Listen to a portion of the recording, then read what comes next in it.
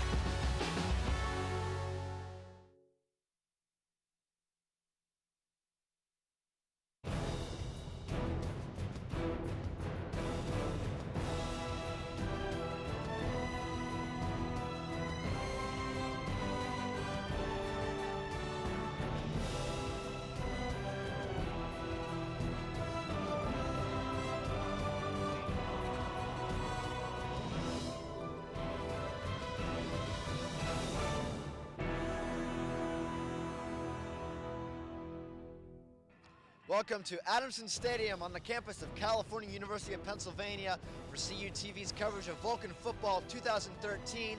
Joining me is Creighton Rabs. I'm Zach Lamar. Today at Adamson Stadium is Senior Day, where 14 Cal players are going to be playing their final quarters against the Mercyhurst Lakers. Now, Creighton, we're going to look back to last week where both these teams had different results. We're going to start with California. Yes, California losing to arguably the best team in the PSAC West in Slippery Rock, 35-17 at Slippery Rock. Meanwhile, the Lakers are coming off a 19-6 win at home over Edinburgh. It wasn't the prettiest of wins for the Lakers, but for the it's a win. A win is a win. Absolutely, and both these teams are going to be trying to finish the PSAC West slate for 2013 on a high and positive note. Look to next year. Now, the series history, this is a budding rivalry, only the 6th meeting all time here today. California with a slight advantage. Yes, California leads the series 3-2. The Lakers have never won here inside Adamson Stadium. The Vulcans are all looking to avenge a 40-7 loss to the Lakers at Tulillo Field last season. Yeah, and last year we had a couple new faces. Cody Schroeder was getting used to the offense. We might see him start today. But for our players to watch, we're going to go with a couple seniors for California, starting with the offense. Yes, Trey Johnson, Air Trey, as we love to call him. He has 33 receptions, 400-plus yards, and 3 touchdowns. So he's been getting a lot more action in the last couple of weeks. On the defensive side, we'd be remiss if we didn't honor Noah Taylor, who my one memory of him is the pick 6 he had against Kutztown earlier this year. He's also had 3.5 tackles for loss on the season.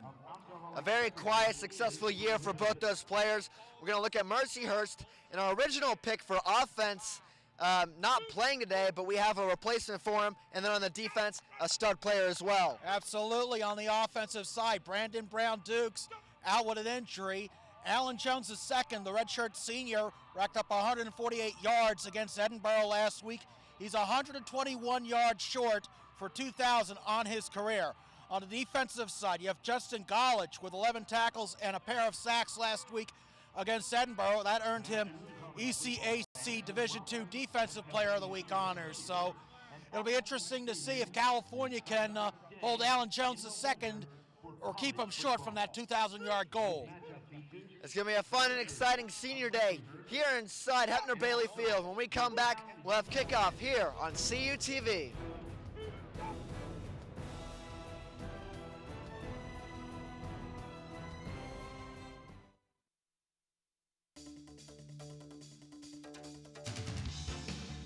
Do you want the latest scoop on California Vulcans football? Watch each week for highlights and analysis of last week's game, a preview of next week's game, and a look around the PSAC. Get pumped. Vulcan Football 2013, Tuesday through Fridays on CUTV. Watch CUTV online anytime, anywhere. Check out your favorite original programs, coverage of the biggest events on campus, and cheer on your Vulcan sports teams. CUTV. Log on, tune in now. Visit cutv.calu.edu/live. CUTV is your home for local high school football action.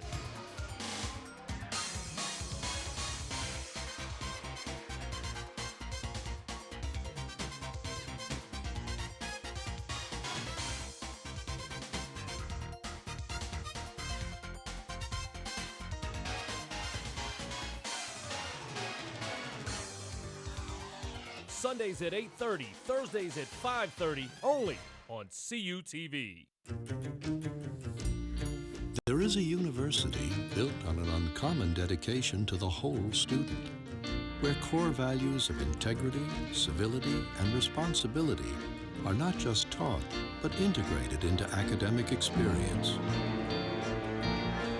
creating a learning environment for personal life as well as professional life. California University of Pennsylvania. Vulcan Football 2013 is brought to you by First Niagara,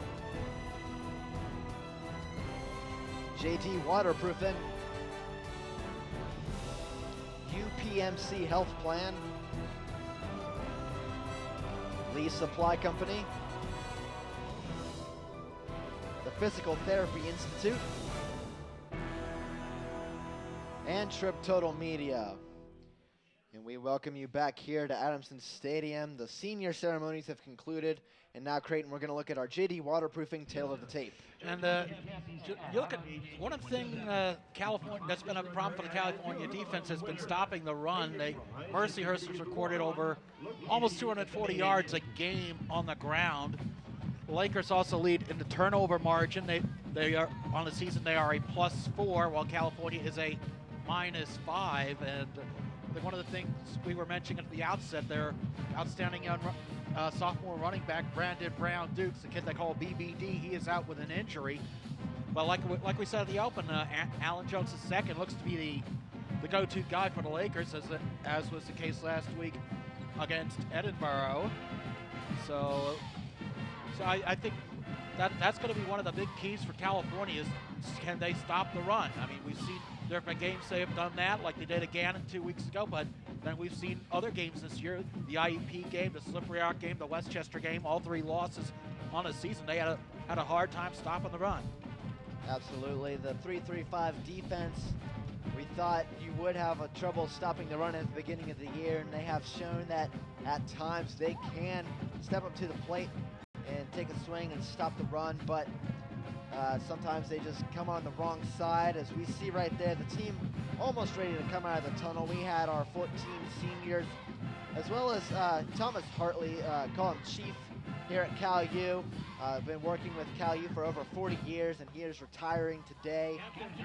Hate to always see the seniors leave, but when you have a member of your team that's been around for such a long time, hate to see them leave as well. Someone especially with who's been very instrumental as an instrumental member of the university community. And there you see Chief Hartley, and I believe in the background that is former coach John Luckhart. So all the luminaries are coming out here today, and of course Noah Taylor's, I believe it was his cousin or his brother Jason Taylor. I heard a report he might be coming down here today. But nonetheless, we have the coin toss going on, and we'll see if. So Zach, I mean, this is one of those surprisingly not as cold as we thought it was going to be. I'm sure it will be later, but it's 52 degrees. The wind coming from about 10 to 20 miles an hour. Looking at the flags around the stadium, it looks like there's a cross breeze along, say, if you will, going against the grain. So it'll be interesting to see how that reflects. So California will receive the opening kickoff. So we'll have a chance to see how well this. We'll have a chance to see if it's Cody Schroeder or James Harris at quarterback. We've been hearing it may be Schroeder, but we will know once the teams hit the field. Yeah, Harris did warm up before the game, and when they were announcing the starting lineups over the PA announcements before the game, I was not able to hear who was starting for California. So we'll have to see, because James Harris, I believe he exited last week's game against Slippery Rock with what looked to be a concussion the way he was exiting off the field. So, but Schroeder came in and did a pretty nice job second half. And as the Vulcans come out onto the field here inside Adamson Stadium for the last time, I think that was the early indication that it might have been a concussion, but typically with a concussion, you're not even cleared to practice for 7 days. So maybe the injury could have been a lot worse than we thought. I mean, we did see that earlier this year in Westchester. One of their wide receivers suffered what we honestly thought was a concussion, but he came back the next week. That was Tim Kaiser on that hit from some C.J. Towns. But nonetheless, it'll be very interesting to see how well California reacts on their opening drive. Now, granted, with Slippery Rock dominating Seton Hill, they've all but clinched the PSAC West, so that's off the table at this stage. But right now, it's just we want to see if the Vulcans can come back and just win one for the seniors in their last home game. As we'll see Stephen Wakefield, one of the outstanding place kickers in the conference, about ready to kick off, Zach. Yeah, it'll be Gary Brown and Terrell Roberson back to receive the kick. Roberson has the kick return. He did that against Westchester, a 99-yarder. As the ball falls off the tee, so we'll have to get it back up there. And you said the wind, that's probably going to affect not only the passing game, but also the kicking game as well. So we will wait to see kickoff return. And, you know, this game doesn't mean anything in the PSAC West Championship picture, but for California, they were picked to finish 4th in the preseason poll. I think you fight to finish above that and show the coaches and the critics that you're a little bit better than perceived. This kick is away, and it will be Terrell Roberson about ready to turn at the 5-yard line. Breaks to the outside and knocked out of bounds around the 30-yard line, maybe the 28. And that's a good start for California. We see another senior, Mike Williams. He had been a preseason All-American pick at wide receiver, so we're going to see him hopefully, like as is the case with Trey Johnson, hopefully Williams and the other seniors will get to finish out on a high note, and it will be Cody Schroeder at quarterback, Zach. Yeah, Cody Schroeder in there, so Harris, whether it be injury or just a play of Schroeder from last week, propelling him back into the starting lineup. He was taken out against IUP, and now we have the first down play. It is a pass. It is complete for a gain of about 1 or 2 yards to the outside. Kawan Scott there on the catch. We take a look at Mercyhurst's defense. Colin Kimball, the junior safety, he had a brother who played at Mercyhurst, another one at Gannon, and we'll talk more about him as we go right back. California goes, hurry up. In the shotgun is Schroeder, sidecar, hands it off. That looked like to be Trey Johnson. It was. We see him sometimes in the running back slot the last 2 weeks. Does a good job with his shiftiness and diminutive size. And we're seeing, again, California, we've been seeing more 4 receiver sets early on. We now see trips, so they're still hurrying there. It's going to be 3rd and 8 now, just getting underway here at Adamson Stadium. It trips to the left, lone receiver to the right for Schroeder, and he will be back to pass. Sends it over the middle. It is complete. Gets to about the 33-yard line. It will be short of a first down. Kawan Scott on the catch. Zach, watch. He has plenty of time, does Schroeder, but a good defensive stop there by 52. Nick Otto, the linebacker, also seeing Andre Davis for Mercyhurst number 2 as Andrew Surratt is back to kick. That is not how you want to start off if you're California. Yeah, Surratt had some struggles last week at Slippery Rock with the wind in his face. A lot of his punts didn't go as far as they could have gone earlier in the season. Now Surratt, his first punt is away, and it's a pretty long one, going to be received about the 27. He breaks the defender, taken down at the 35. Dorian Stevens on the return. A good tackle there by Brian Justice, a senior here. And here's your California defense. B.J. Stevens looking to be like you see B.J. Stevens, of course, Noah Taylor, Jeff Parrish among the seniors being honored, as is Dewey McDonald. So now Mercyhurst's offense going to come out on the field. Going to keep an eye on their running back, number 8, Alan Jones, the second. And his milestone we mentioned at the outset on 1st and 10 for the 35. 1st and 10, quarterback under center. I have to look that up in a second who it is. That's Anthony Vendimia. And it is a handoff out to the 45-yard line for a new set of downs. I believe that was Jones on the handoff. It was, in fact, Jones. He took it right up the gut. And there you see quarterback Anthony Vendemia, the senior. He missed a couple games earlier this season, but he's getting a chance to close out the season with a high note. First and 10 from the 46, Zach. Vendemia back under center. Jones in the backfield. One receiver on this play. Looks like maybe a couple tight ends as well, though, in a jumbo set at the line. It's going to be another handoff to Jones. He's going to break his way to the outside. He has a lot of running room at the 40, at the 30. Tries to hurdle another defender and taken out by Rodney Gillen at the 26-yard line. And it's exactly the one thing California feared. You take a look here on the replay, the handoff to Jones. If you may be able to see on the left end of your screen, here's 79, Jordan Farrow with an outstanding block that sprung Jones. You talk about that a lot. I mean, the skilled players get all the glory, but it's the guys in the grunt who get her done. First and 10 from the California 26. Offensive lines are usually the most underrated players on a team. They're blocking sometimes. You only hear about them when they mess up, but a good job right there. Now first and 10 from the 26. Another handoff to Jones. He will try and go up the middle, and he will. Out to the 21-yard line, a gain of 5 on the play. And like we were just saying, that it's you see he gets that hole right there. Again, the offensive line clearing a path. You might see 76 Ben Geisen with a block helping to clear a lane. So a good gain for the Lakers. It is 2nd and 5 from the 21. California's in a little bit of concern here early on. Yeah, you have to stop the run if you want to beat this Mercyhurst team. They have one of the best running offenses in maybe all Division II. We have 2nd and 5 now, 11:41 left in the first quarter. Player in motion, Vendemia fakes the handoff. It looks like he keeps it himself, and he passes it, and it's incomplete. The receiver drops it. That's number 89 for Mercyhurst. John Matarzano, the tight end, he had the ball right there, Zach, right in the numbers, but he's not able to hold on. Unfortunately, Steeler fans have a term for it, Heath Miller syndrome, because we saw Miller, he's been struggling a little bit since he came back from his injury, but nonetheless, big play here for California on 3rd and 5 from the 21. Yeah, we see in California, their tight ends, Butler, Desmond Green, Zamir McDowell, they've had troubles holding on to the ball as well a little bit at times. So the tight ends, Green and Butler are freshmen, so trying to get used to the offense, but 3rd and 5 at the 21-yard line for Mercyhurst. Vendemia will have it. He shovel passes to Jones, breaks some tackles, gets to the 14-yard line for a new set of downs. Great job right there, trying to evade the defense. An outstanding instinct by Vendemia. He goes back to pass, and then he sees Jones right there, and that's California. They're getting their hands on him, but they're not getting them down. We saw that a couple times this year. So now it sets up a 1st and 10 from the 14 with 11:10 left.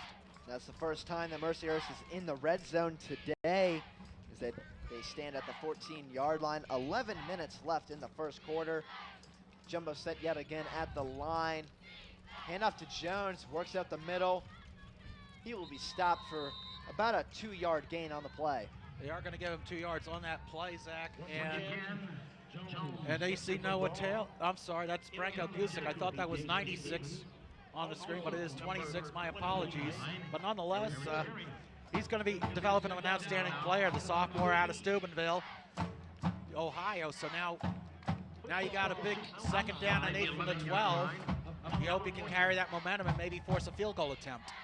Yeah, with these red jerseys, I love the way they look, but it is hard to read the numbers sometimes, Creighton. So good excuse right there.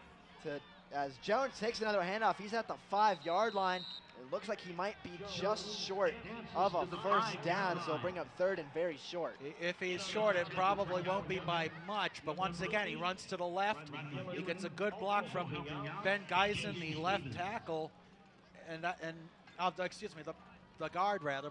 My apologies. Nonetheless, the offensive line really giving Jones all these opportunities. They're going to spot it at the 5, so it'll be 3rd and 3 from the 1, Zach. I mean, they don't have to get a touchdown here to get a new set of downs. Just the 1 yard will do it.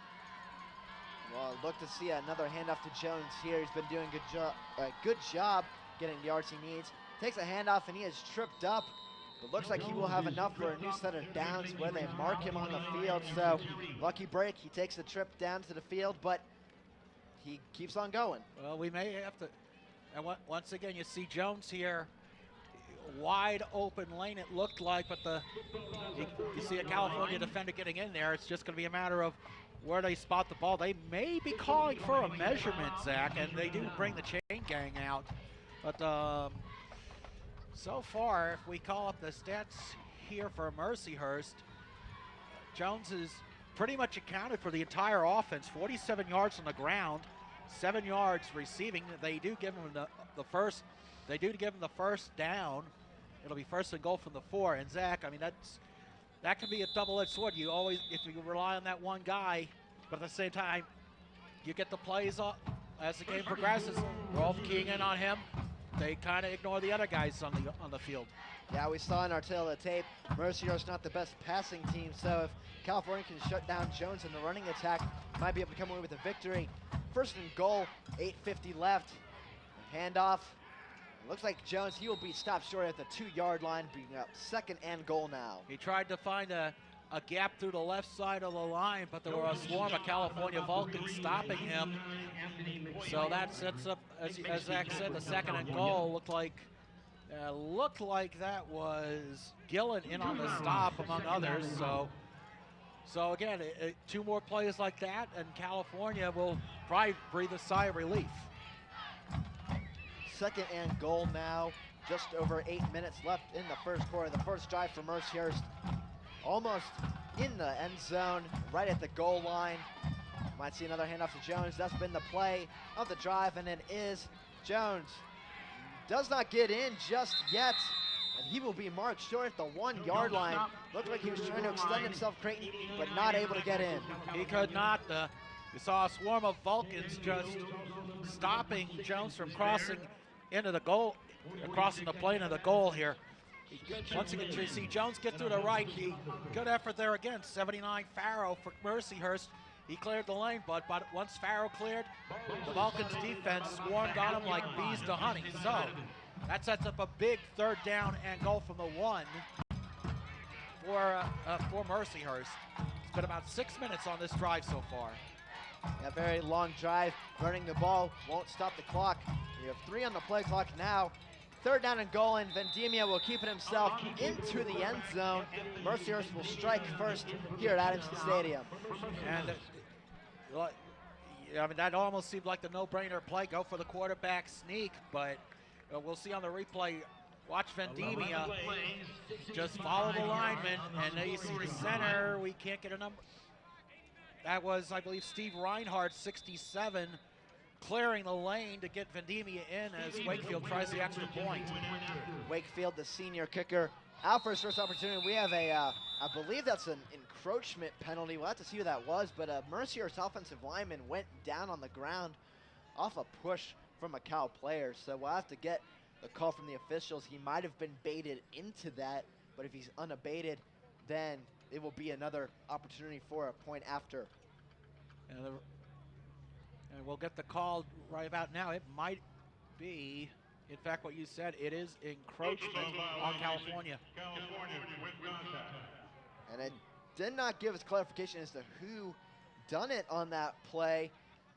They say contact with the offensive lineman in a neutral zone infraction. So Wakefield going to get another opportunity for the point after to make it a 7-0 lead for Mercyhurst. Is neutral zone violation, California number 99. Penalty decline. We're playing a point. All right, it was Anthony McPoyle on the penalty for California. We see the fans encouraging him to. California has blocked some kicks this year. And they are not successful there as it is up and good. So when we return here on CUTV, Mercyhurst try to defend their 7-0 lead.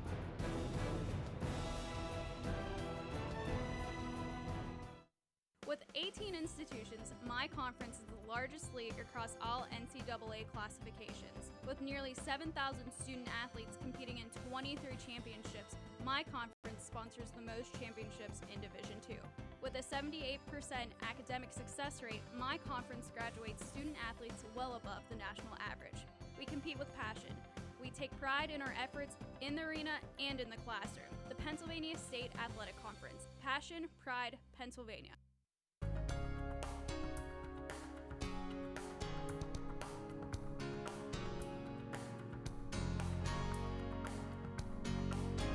You're watching CUTV, California University Television. We are back at Adamson Stadium as kick is away from Wakefield. It is way into the end zone. Terrell Roberson has it. He will return it from the end zone. And he is taken down about the 16-yard line. Thought he had a hole, but a vicious hit right there. And we saw on the kick, Zach, Roberson a little hesitant to leave the end zone. He looked like he was going to take it in, but then he decided to take it out. And given where the Vulcans are setting up shop at their own 16, you know, it would have been better to keep it in. Here's what happens when California has the ball. They score 27.2 points per game. Their passing attack obviously much better than their run, and so they go to hurry up with trips left. Trips left, sidecar to the left as well. The screen pass, Mike Williams, and that one actually almost intercepted. That would have been a heck of a play by the Mercyhurst defensive back. I believe that was number 1, Deontay Huggins. That was actually to Henry Davis, but nonetheless, that pass looked to be a little off target. I don't think it was wind aided. It just wasn't. Well, nonetheless, we're back to no huddle as Cody Schroeder is under center, player in motion. We have a handoff, looks like Fiore. He's gonna gain maybe 2 or 3 yards, mark him about the 18-yard line. And the running back by committee needs to pay off for California. We see Fiore, the Mont City Masher, the sophomore out of Monongahela. He gets through that hole, but you want a good stop there by Joe Deaver, 43 for Mercyhurst. That sets up 3rd and 8. 3rd and 8 again, this second straight drive. California has not taken a lot of time off the clock, and they've been forced with a big 3rd and long, and Schroeder's back to pass. He's going to go way down the field, has his receiver, and it is complete. Looks like Nadir Brown on the completion. Big play there by Nadir Brown, the senior from West Orange. And they're going right back to the no huddle, Zach, but still a big play there by the senior. The senior receiver getting his first call today. And a big 3rd down conversion, 1st and 10 from the 31-yard line. Schroeder in shotgun, hands it out to Fiore again, tries to bring it up the middle, but he will be stopped for no gain on the play. A good job there by Garrett Wild, 45 for the Lakers, and closing that hole right away. You see Fiore takes it to the right. He sees that hole right as he goes. He did not see Wild, so that is going to be no gain. 2nd and 10 as Vulcans stay in the hurry-up offense. We have 5 minutes and 50 seconds left here in the first quarter, so unlike Mercyhurst, California doesn't like to take a lot of time off the clock. Fiore switches side to the right of the sidecar, fakes the handoff, does Schroeder, and the pass is incomplete. Hard to tell who that was intended for. Looks like Nadir Brown. Yeah, it was Nadir Brown. The pass from where we were looking at looked to be a little bit low. You see Schroeder fakes the handoff there, and that pass, I mean, to me, that almost looked catchable. It was a little low, but I would say it's catchable, Zach. 3rd and 10, they're right back into the no huddle. Yeah, another 3rd and long. Second one of this drive, 3rd of the game. See if they can convert here. Schroeder gonna step outside to the left. He's gonna run it himself at the 35, taken down at the 39-yard line, 2 yards short of a 1st down. A good job by Pat Bain, 38 for the Lakers. Schroeder has all the time in the world. He's looking, he sees all his, looks like he sees his receivers covered. He scrambles to the left, and it looks like he might get there, but again, you see Beam on the stop, so Andrew Surratt once again on to punt. He'll kick it back to Dorian Stevens. Andrew Surratt, one of the better punters in all of Division II. I believe he probably thinks he's probably worked a little bit too much. Like to see the offense score some more points. As his punt is away, another long one received, and it is fumbled. California has the pickup at the 27-yard line. Dorian Stevens not able to hold on to the ball. Mitchell Ballblitz, 35 in on the hit. It's like Dorian Stevens has the ball. Watch how he's got it. The ball's in his hands, and then he takes about 1 or 2 steps. He actually could not control it as Ballblitz gets the hit, forces a fumble, and recovers. So California is now going to have a short field. They will be set up at the 27-yard line. And a great play right there by Ballblitz. I think Stevens probably should have called for the fair catch there. Didn't have a lot of return room. As we get a clarification there of the referee as to what happened. It was a fumble ball by Stevens, recovered by Boblets, a freshman long snapper for the Vulcans. We'll set up 1st and 10 with 4:47 left in the first quarter. An outstanding job by the freshman out of York, went to Red Line High School. Schroeder under center is going to hand it off to Nick Grissom. Going to work to the outside. Gains his way to about the 24-yard line, a gain of 3 on the play. And now we noticed we haven't seen Jeff Knox yet, but watch the play here by Grissom, the freshman out of Ohio. He gets that lane, he gets those 4 yards, excuse me, and that might be the longest gain for a running back today on 2nd down and 6. It is 2nd and 6.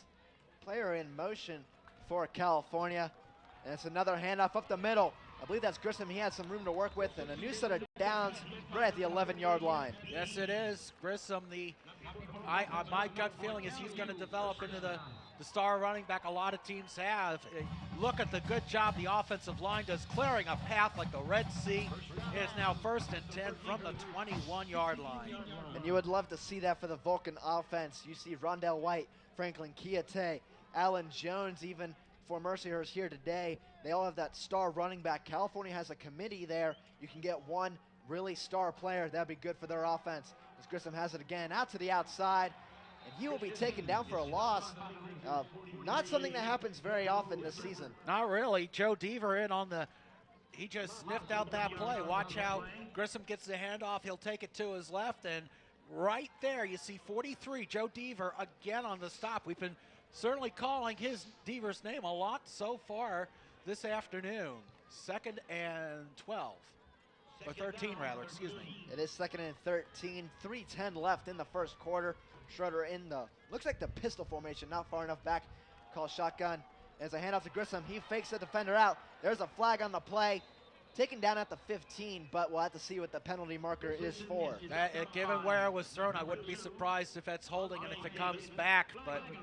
But nonetheless, Deaver again, he's a sophomore out of Cleveland, Ohio, and he's certainly proving to be the latest in a long line of outstanding defenders for the Lakers. It is holding against California, so that wipes out a gain of about 4 or 5 yards on the play. So that'll set up 2nd and long, and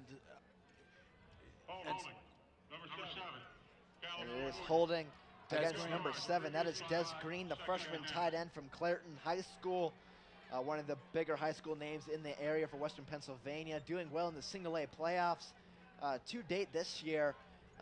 It's something you'd like to see the line cut down for the Vulcans. They get a lot of holding penalties against them. That's probably what hurts their scoring opportunities in the games. We'll have 2nd and 23 now with 2:45 left. Schroeder is going to be back to pass. Going to go deep, has the receiver. Mike Williams almost intercepted. It is tipped away. Mike Williams not able to come down with it. Andre Davis defending the pass there, and absolutely clean play by Davis. So now you got yourself pinned to a hole, pinned to the wall rather, on 3rd and 23. They need to get to the 6 just to get a 1st down. Another senior is Andre Davis out of Warren, Ohio. Schroeder with a 5-receiver set, trips to the right, twins to the left, alone in the backfield. He is going to be back to pass, goes down the field, has the receiver, it is caught. Looks like Mike Williams on the reception. He will be short of a 1st down though at the 9-yard line. And you see Schroeder getting plenty of time, goes right up the middle to Williams. Williams not able to break free, and that is Colin Kimball. We mentioned his 2 brothers also played football. One played at Mercyhurst, the other played at Gannon. The 3 of them they're in a band, so he had Mike Williams singing the blues on that play. That gives Cody Nuzzo the opportunity to put the Vulcans on the board. Cody Nuzzo will have a 26-yard attempt, to get on the board first. Nuzzo's kick is up, and it is good. So the Vulcans get on the board on that drive, forced by the Boblets, fumble recovery. With just under 2 minutes left, we'll have the rest of the first quarter here on CUTV.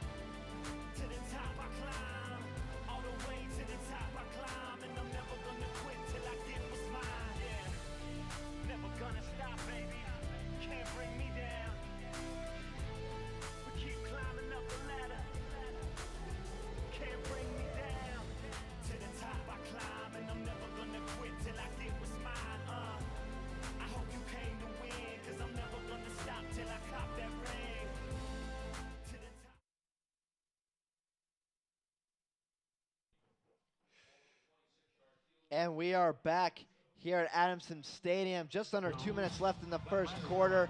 It is 7-3 now for the Lakers. Nuzzo about to kick it off. And a long kick goes sailing into the end zone for a touchback.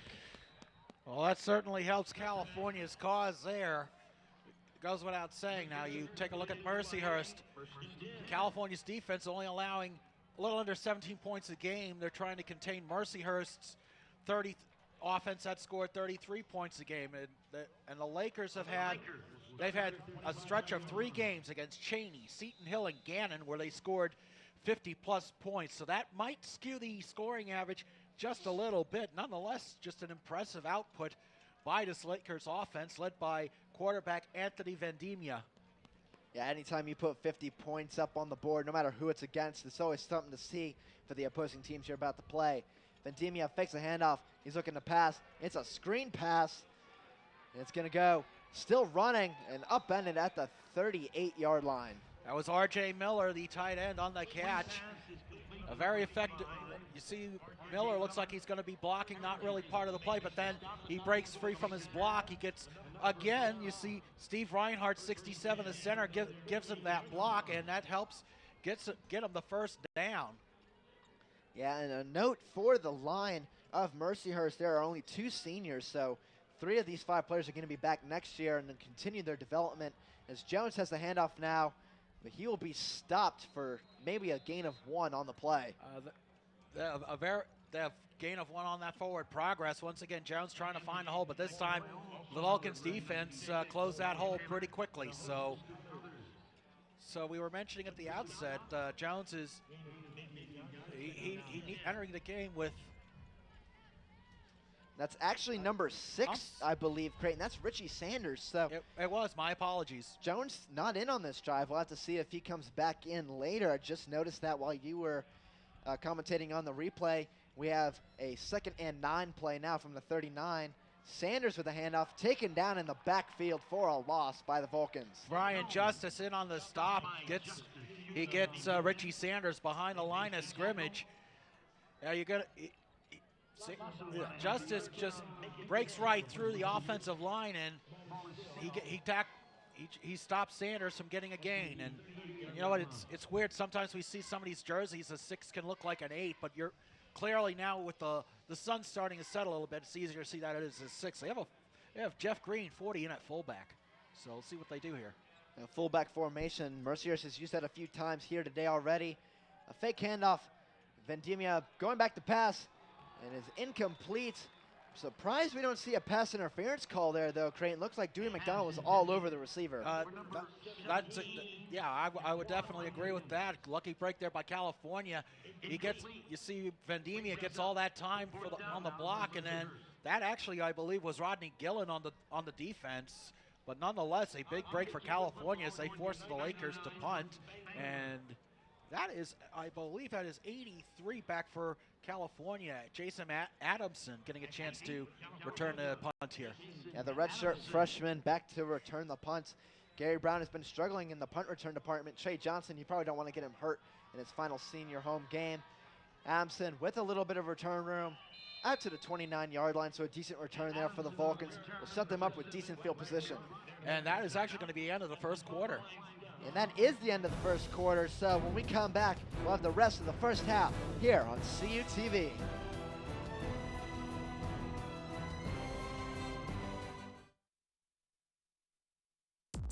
Watch CUTV online anytime, anywhere.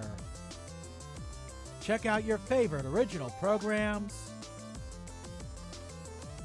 coverage of the biggest events on campus, and cheer on your Vulcan sports teams. CUTV. Log on. Tune in now. Visit cutv.calu.edu/live.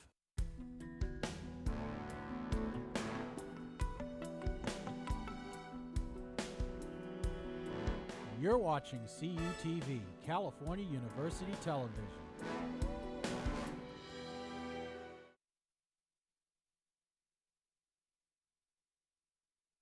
Second quarter, score is 7-3 Mercyhurst over California.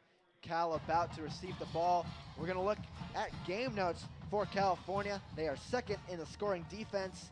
They are ninth in scoring offense, and they had a 3-game winning streak snapped last week at Slippery Rock. And that loss, essentially, as we said at the outset, knocked them out of the PSAC West title, and we go right back to live action. 1st and 10. Schroeder with the fake handoff to Johnson. Screen pass to Scott, out to the 40. Still going, taken out of bounds at the 44-yard line. A new set of downs. A good job there by Kawan Scott, the sophomore out of Easton. He gets himself open, and he's able to angle towards the sideline and get the first down. We notice Jeff Knox Jr. he's on the sideline, but he is not in pads. We see him right there on the sideline. So apparently his right hand is wrapped up. So Jeff Knox Jr. not available today. So that may be why we are seeing Trey Johnson, and there is a penalty on the play. It looks like an illegal substitution against the defense, Creighton, so that's going to benefit the Vulcans. Unless they decline it. Unless they decline it, of course. I believe they might just stick with where they're at, and it is declined. So just get the yardage you got on first down from Scott. But a key note right there on Knox is it's going to be Fiore and Grissom with a little bit of Trey Johnson in the backfield today. Yes, I mean, and we were mentioning sometimes the running back by committee. You know, when you're doing well, it works, and when you're struggling, that's when the criticism flies out. So it's nonetheless 1st and 10 for the 45. Just underway here in the second quarter. Schroeder under center. It's going to be a handoff to Fiore. Finds his way at the middle, still plowing through out to the 44-yard line in Mercyhurst territory for a new set of downs. And, you know, we were talking about how Alan Jones' second was he just kept on going, even though he had tackles all over him. Now we see one of the big guys for Mercyhurst, 90, Sergey Augustine. Well, never mind. As we have another play here, California likes to run the no huddle. And it's a gain of 3 yards to the 41-yard line. And we were getting back to what I was saying, we saw Fiore just on that previous play. He just kept going even though he had tacklers on him. That's what we were looking for so gain of 3 on that last play. 2nd and 7 from the 41-yard line. Fiore's still in there, I believe. He is. He has a sat car to the right. 3 receivers set, twins to the left. And there's another handoff to Fiore. He tries to break it to the outside, and he still does. He's still running at the 30, taken down at the 27. A gain of 14 on the play. Good job there on that run there by Fiore. You'll see a block by Mike Williams coming up. Fiore takes it to the left and then goes the opposite direction. He evades one tackler. Look at the block there by Mike Williams, taking out Andre Davis. And it was Nick Kerpakis with the tackle there. 1st and 10 from the 27. Nick Grissom now in to spell Fiore for a few plays. Both these running backs doing a pretty good job so far today. Schroeder's going to pass it, though, and it's going to be complete. Looks like that might be Butler on the completion. That's Ryan McCauley, the fullback. We've been seeing he's been getting a few more looks in the past few games as California continues to run the hurry-up, no-huddle offense. Good catch there by the freshman out of Seneca Valley, 7 Fields area. That is going to be 2nd and 4, just outside the red zone. Grissom with the handoff. Oh, shakes some defenders. A great move right there, Creighton. Just short of a first down, but a wonderful, terrific opportunity for Grissom. I think they're going to give him the first down. Looks like they're going to spot it at the 22, but watch the shake and bake there by Nick Grissom. Just all that dance moves, and they are going to give him the first down from the 22. Yeah, and that's what's possibly make him the feature back for the Vulcans in upcoming seasons. And 12:43 left in the first half. Vulcans in the red zone. It is 1st and 10 from the 16-yard line. Schroeder hands it off to Grissom, trying to work outside, and he takes a tumble. There's a flag on the play. I believe that's probably going to be holding against the Vulcans again. Well, if that is a holding, it really didn't help California much. Mercyhurst's defense able to penetrate the line. But nonetheless, I would agree with you, Zach. That is going to, in fact, be a holding against California. And there's Jeff Knox. Of course, he's we mentioned the cast on his right hand or his right arm, however you want to phrase it. But that's actually been the one advantage of the running back by committee. You get a situation where Knox is out, and you got 2 other guys who can step up. So So it's a tough break for the Vulcans, and it'll be, I would imagine he's very questionable if he plays next week at Millersville. The penalty will set up a 1st and 20 from the 27. So out of the red zone and into the fire. Yeah, that is technically a 10-yard penalty on the play. 12:20 left in the first half. Grissom still in there. Sidecar to the right of Schroeder. He's going to pass it on first down. Goes down the field. Has Mike Williams, and it is incomplete on Ray Davis on the coverage. And that ball did look maybe a little bit overthrown, although you wonder maybe, that's what I said, we've had the crosswinds all afternoon, just like it was last week in Slippery Rock, might having an effect on the play. But you look at all the time Schroeder has, and it was a little overthrown. So a big second down play for California. Yeah, it is still second down off the penalty. It's 2nd and 20 now, just over 12 minutes left. Schroeder with the pass. That is incomplete. Mike Williams looked like he had a hand on it, not able to bring it down. It did look that way. I mean, also maybe Williams might have reached up for it or jumped up for it. It was hard to tell from our angle, but still, California needs to, you almost want to say they've got to try and aim for the end zone, but unfortunately, remember, Schroeder's had a couple of interceptions in the end zone this season, so maybe he's conscious of that. Yeah, 2 of the most notable ones at IUP in the 5th Coal Bowl. This is 3rd and 20. Schroeder's just going to run it himself, has some open room, keeps going, taken down about the 18-yard line, actually 17-yard line where they'll spot him, almost near the original line of scrimmage. He gets most of the yards back on that play, and you'll see California, Mercyhurst's defense just doing a good job covering the receivers, so Schroeder just takes it up the middle himself, and that'll set up a Cody Nuzzo field goal. James Harris is in the game. He will be the holder.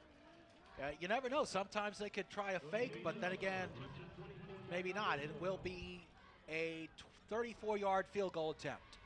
34-yarder. Nuzzo hit one from 44 last week. This one is up, and it is good. So Nuzzo connects from 34 out.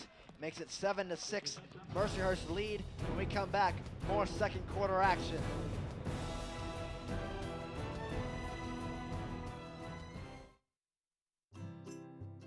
Think you found every hazard out here today? Think again. The spot you missed could be a killer. That spot on your skin could be skin cancer. If you're a man over 50, you're in a group most likely to develop skin cancer, including melanoma, the kind that kills one person every hour. That's why your best shot is to check for a spot. It's easy. Follow through and check your skin. Go to spotskincancer.org to find out how. A message from the American Academy of Dermatology.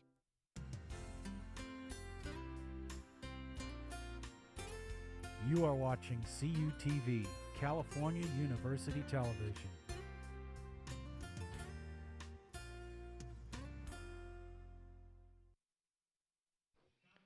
We are back here at Adamson Stadium, Hepner Bailey Field on the campus of Cal U. It is 7-6. Mercyhurst, California tries to get in the end zone, but they have had to settle for 2 field goals from Cody Nuzzo. And that holding penalty proving to be really costly for the Vulcans. That was a 3-minute 42-second drive on that field. 10 plays, 53 yards. Took 3 minutes and 42 seconds. And that previous scoring drive chewed up about 5 minutes of clock time when you factor in the punt and the fumble recovery. Since technically Mercyhurst did not have possession, so away we go again. Yeah, Cal U's never going to be the team that leads in time of possession with the no huddle that they run. Nuzzo's kick is away and it is returnable.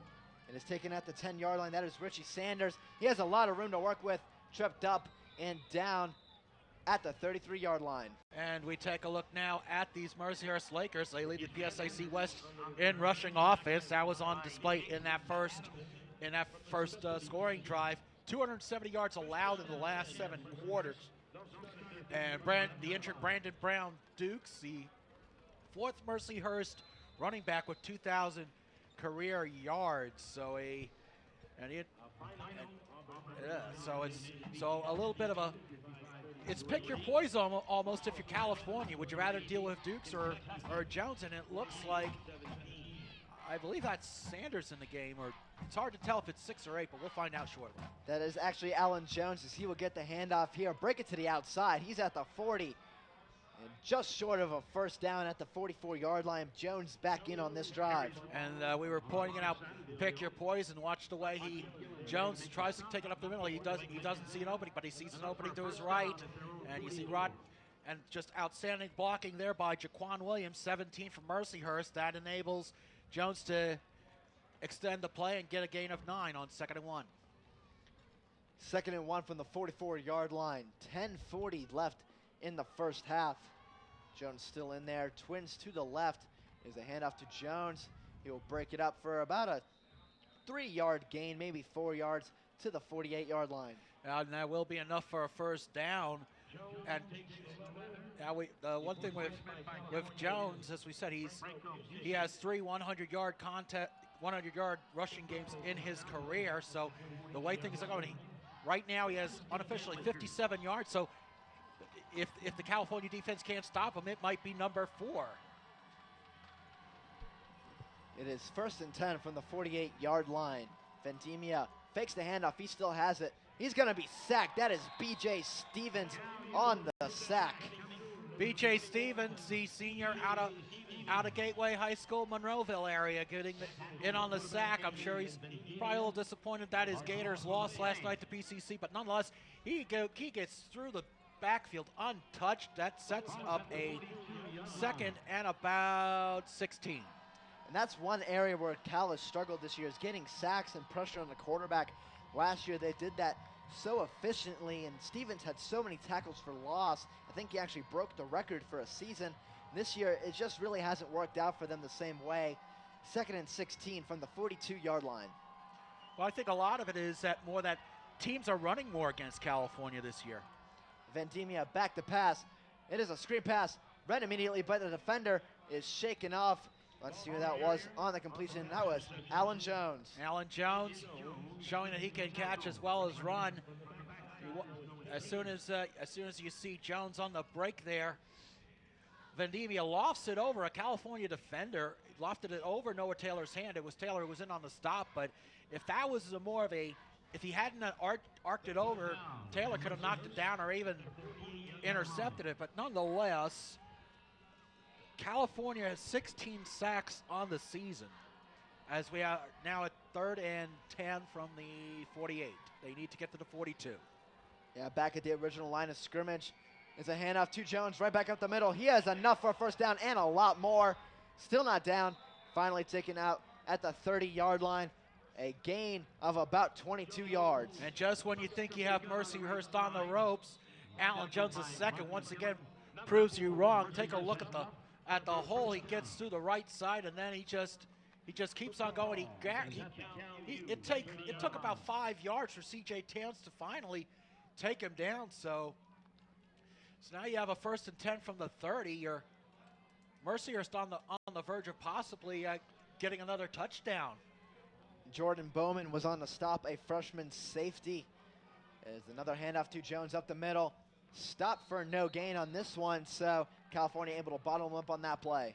If they can do that again 2 more times in succession and force a field goal from Wakefield, I mean, that in and of itself would be you hate using the term moral victory in football, but it would in fact be a moral victory. Jones is now up to 92 yards on the ground on the afternoon, and we're just halfway through the 2nd quarter. And he is actually limping off the field though, Creighton, so we will have to see if we actually see him again at all. He was talking to trainers, now walking around a little bit gingerly on the sidelines. Looks like Sanders is back in for 2nd and 10 from the 30. Another run. Sanders breaks a couple defenders, makes his way to the 26 for a gain of 4 yards. And a good call on that, Zach. We see Sanders getting into the game. He gets the handoff and he takes it up, but that is going to be interesting to see if maybe it's just a quick little ding up by Jones, and if he comes back. But if he doesn't, I mean, that really changes the dynamic of this Mercyhurst offense. They have a big 3rd down and 6 from the 26. They need the 20 for a first down. And Sanders actually missed over a year before he came back in the game against Gannon a few weeks ago. And more on that in a little bit. It is 3rd and 6 from the 26-yard line. 6.5 left. It's a handoff to Sanders. Works his way, and he is taken down for a gain of 2 yards. Now will bring up 4th down. Have to see who was on the coverage. And that was a good job by the California defense to converge on Sanders, the redshirt sophomore. But interesting to see if Mercyhurst is going to, no, they're going to bring on Wakefield and the field goal team. But note on Sanders, 2 years ago, he was the PSAC West Freshman of the Year. He missed 17 straight games with an injury. And now in the 3 games he's been back, he's picked up 160 yards on the ground. So this will be a 41-yard field goal attempt for Stephen Wakefield. And the wind blowing right at his face. We'll have to see if he can have the leg power to get it up through the uprights. Wakefield with the kick, almost blocked. It is up, and it is good. So a 41-yarder from the leg of Stephen Wakefield goes through. It is now 10-6 Mercyhurst, 5:39 left in the second quarter.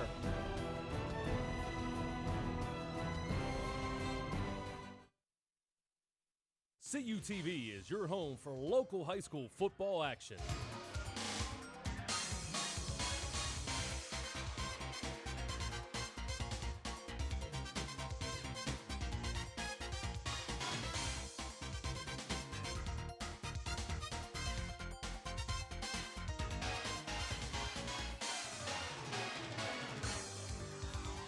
Sundays at 8:30, Thursdays at 5:30, only on CUTV.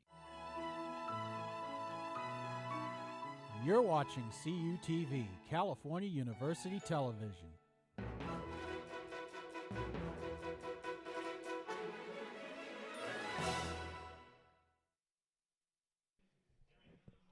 And we are back at Adamson Stadium. It is 10-6. Mercyhurst now off a 41-yard field goal from Stephen Wakefield. 5:39 left. Like I said, California is going to receive a kickoff.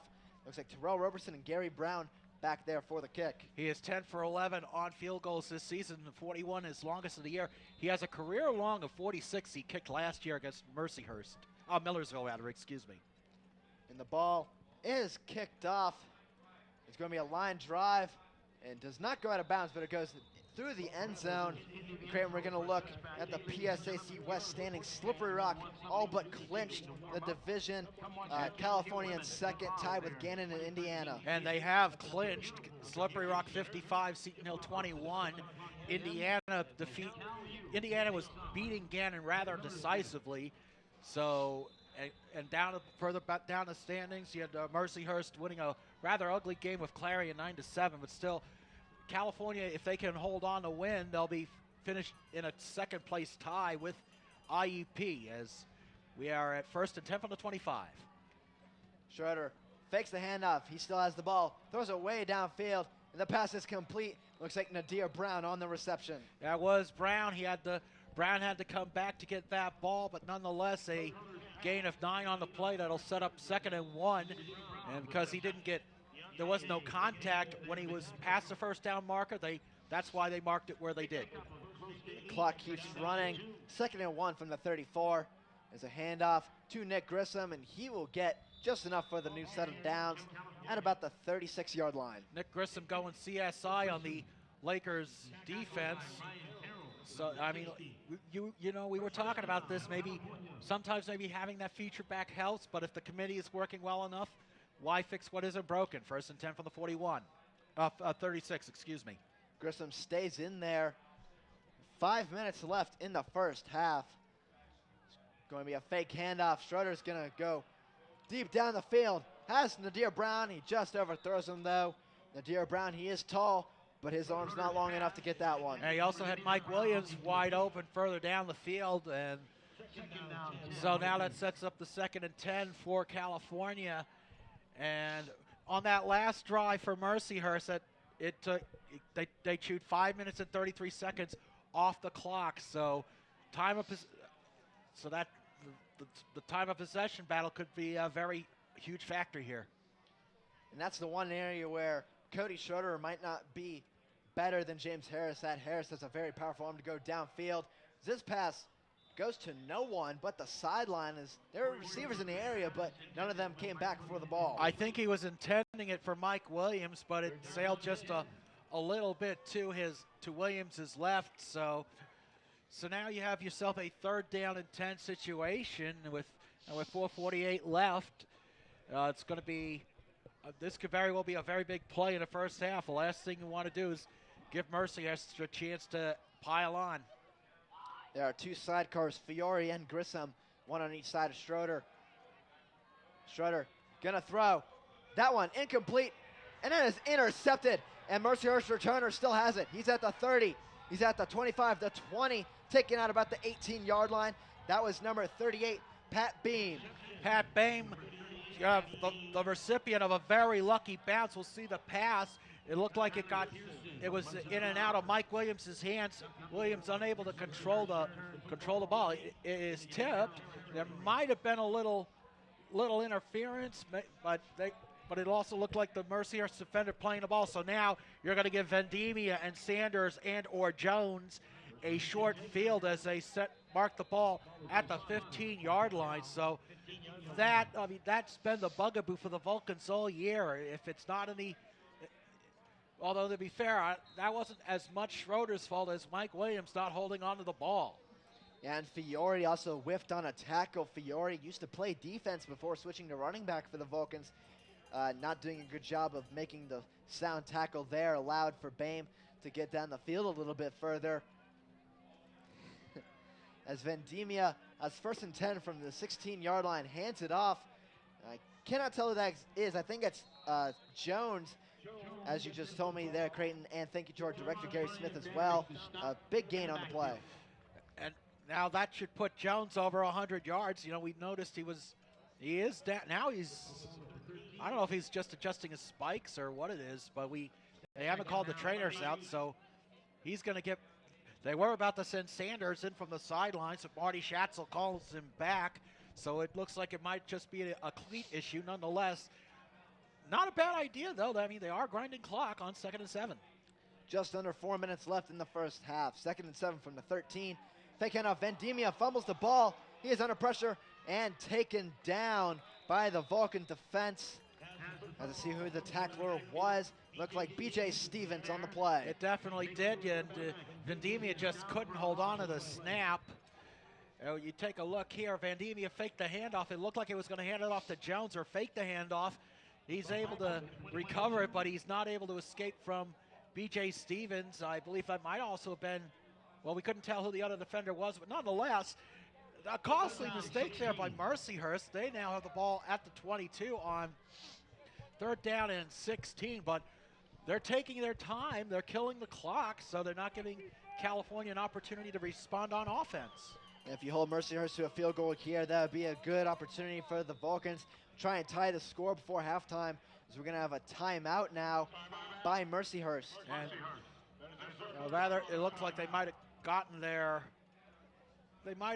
signals crossed there, but nonetheless, next week, the PSAC championship game will take place in Bloomsburg. They just defeated Westchester 31-28.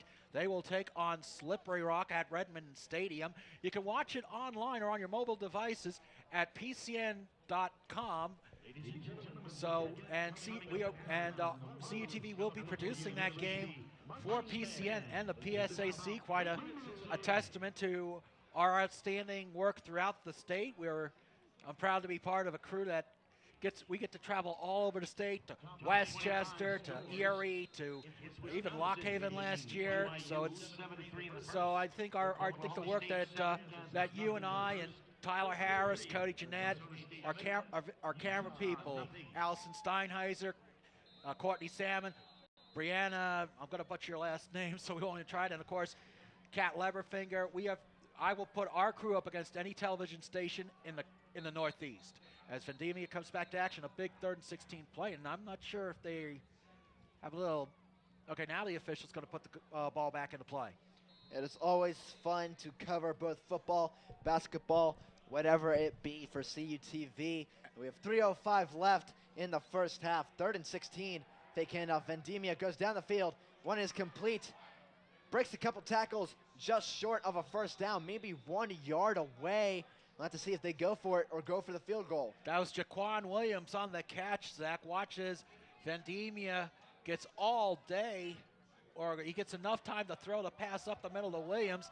You see Branko Busick starts to trip him up but Williams able to get a couple more yards. So I do not see Stephen Wakefield yet, so it looks like the Lakers they're either going to go for it or they're probably killing a little more time off the clock to set up the Wakefield field goal. It's going to be 2nd and 1. It's actually 4th. 4th and 1, excuse me, my bad. 4th and a couple. They're going to call it as they are going to just weigh down some time off the clock. Looks like they'll bring out the field goal unit momentarily as a timeout is called by Mercyhurst. That is their second with 2:14 left in the first half. And looking over at the sideline, Zach, I still see Wakefield standing there. I believe that's Wakefield. It's hard to tell if that's 87 or 97, but 97 being Wakefield.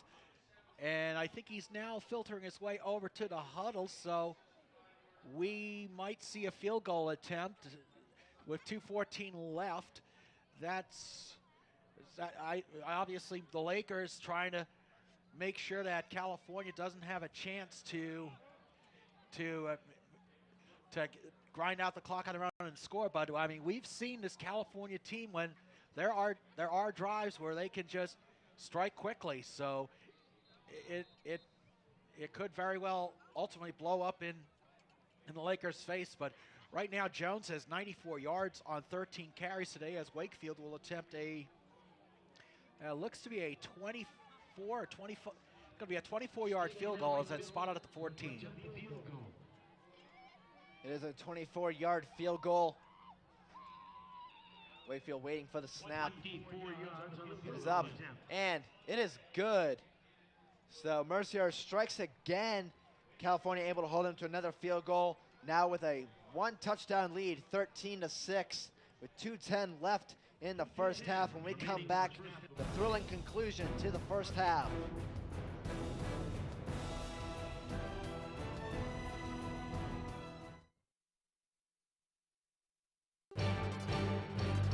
Need to know what's happening in your area? CUTV News Center brings you your best local news. Events on and around campus. Local weather. Vulcan sports coverage.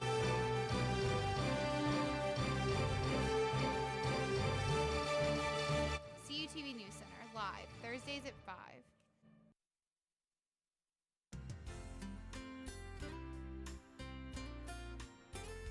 You are watching CUTV, California University Television.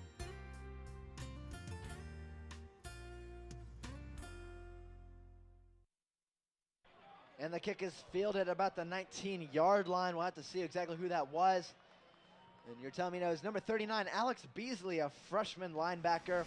High school round. It was a lot shorter, a rather short kick there by Wakefield. As we look at the PSAC schedule, all these games, most of them have gone finals. We mentioned Bloomsburg beating Westchester, IUP beating Gannon, East Stroudsburg demolishing Millersville, who the Vulcans will get next week. Slippery Rock dominating over Seton Hill. Edinburgh defeating Clarion, and Shippensburg just clobbering Cheney. We actually do for our American, and we're back to live action. Schroeder, screen pass to Nadir Brown, has a little bit of room to work with. Taken down at the 45-yard line, a gain of 8 on the play. But he's in bounds and the clock is moving. That is the key thing right there. 1:55 left. We have a penalty. We do have a penalty on the field, so let's see who this goes against. It's going to be against the offense. That is an illegal shift. I mean, once again, these penalties, they come back to bite the Vulcans very bad. One quick note on the PSAC schedule. Kutztown and Lockhaven are in a good game. That was the one game we didn't have a chance to mention. Kutztown 24, Lockhaven 17. They're in the fourth quarter. So, you know, Lockhaven's really proven to be a surprise team this year. 3 wins for them. I mean, just outstanding job they're doing out there. First and 15. Yeah, moving to the PSAC East this year was Lockhaven when Seton Hill came into the league. Schroeder back to pass under some pressure, and he will be taken down for a sack.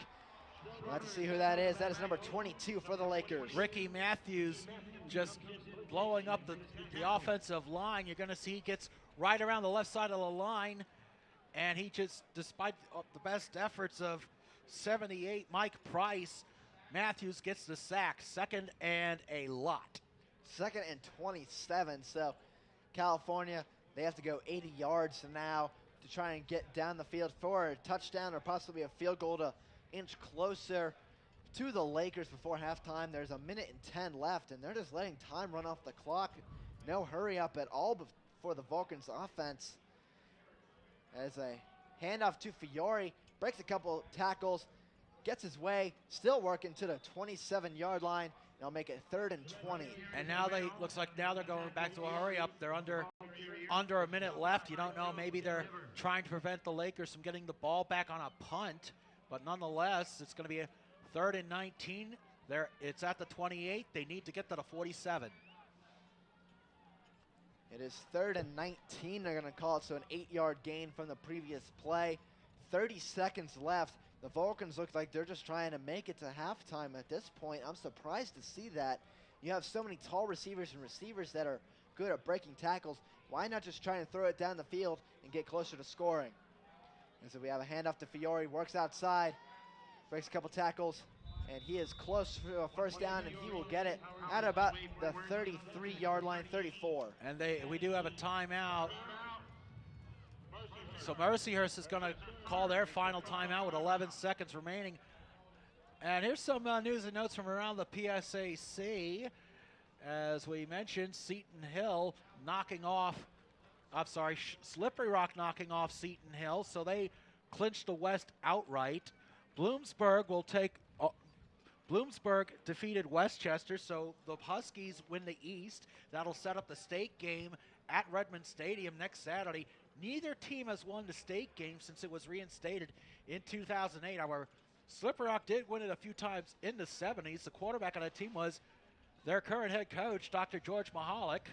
So, and this will actually be Slippery Rock's 2nd appearance in the state game in 3 years. They lost to Kutztown, a very close defensive-minded affair at Kutztown in 2011. So Surratt's on the punt, and we come back to live action. 11 seconds left, 4th and 9. We'll bring Surratt out, I believe, for his 3rd punt. A little bit of a high snap.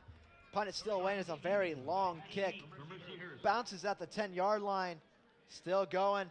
It's going to be down at the 5-yard line, it looks like, though. And there is no time on the clock.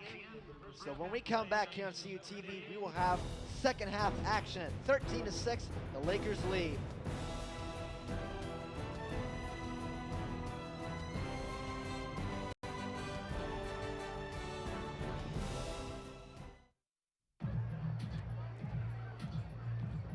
If you drive buzzed, it could cost you around $10,000. You'll face major legal fees, major fines, and steep insurance penalties. You could lose everything. Nothing kills a buzz like getting pulled over for buzz driving, because buzz driving is drunk driving. CUTV always has the action, and now you can too by ordering CUTV programming on DVD. To own your favorite CUTV moments, just send $16.95 in a check payable to SAI, care of CUTV programming order, 250 University Avenue, California, PA 15419. Order now. Need to know what's happening in your area? CUTV News Center brings you your best local news. Events on and around campus. Local weather. Vulcan sports coverage.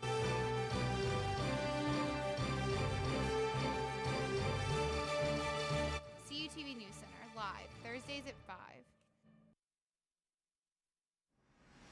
High School Roundup, bringing you the best coverage of high school football in Western Pennsylvania. Tune in for scores, highlights, analysis, and the best plays from the previous week, plus previews and predictions of the week's biggest games, standings from across the region, and news from around the state. High School Roundup. Catch it. Tuesdays, Wednesdays, and Thursdays on CUTV.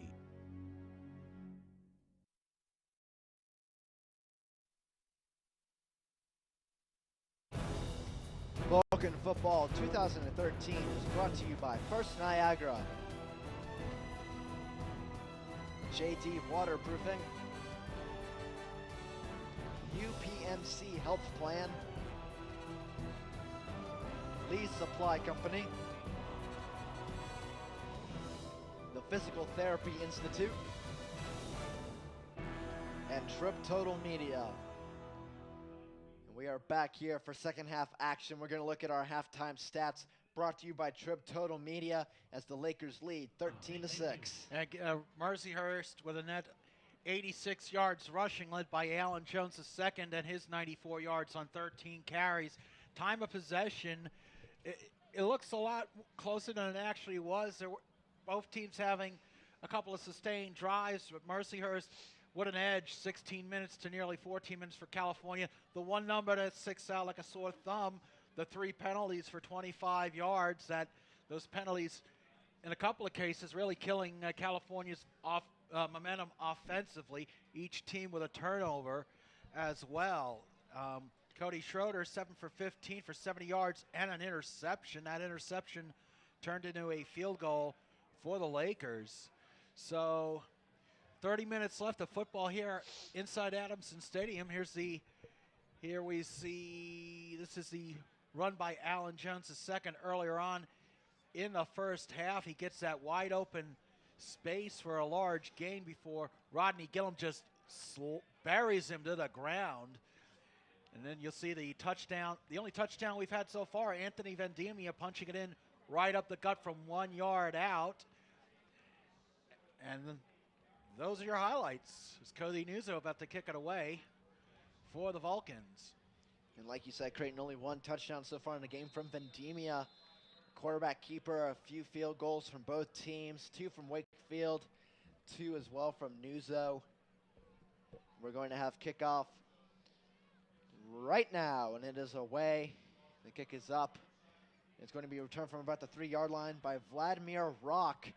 He's at the 20. And he is taken down at about the 27-yard line by the Cal defense. That was Jeff Parrish on the tackle. First time we've called Vladimir Rock's name all day. He takes it right in the corner at the 1-yard line, and he manages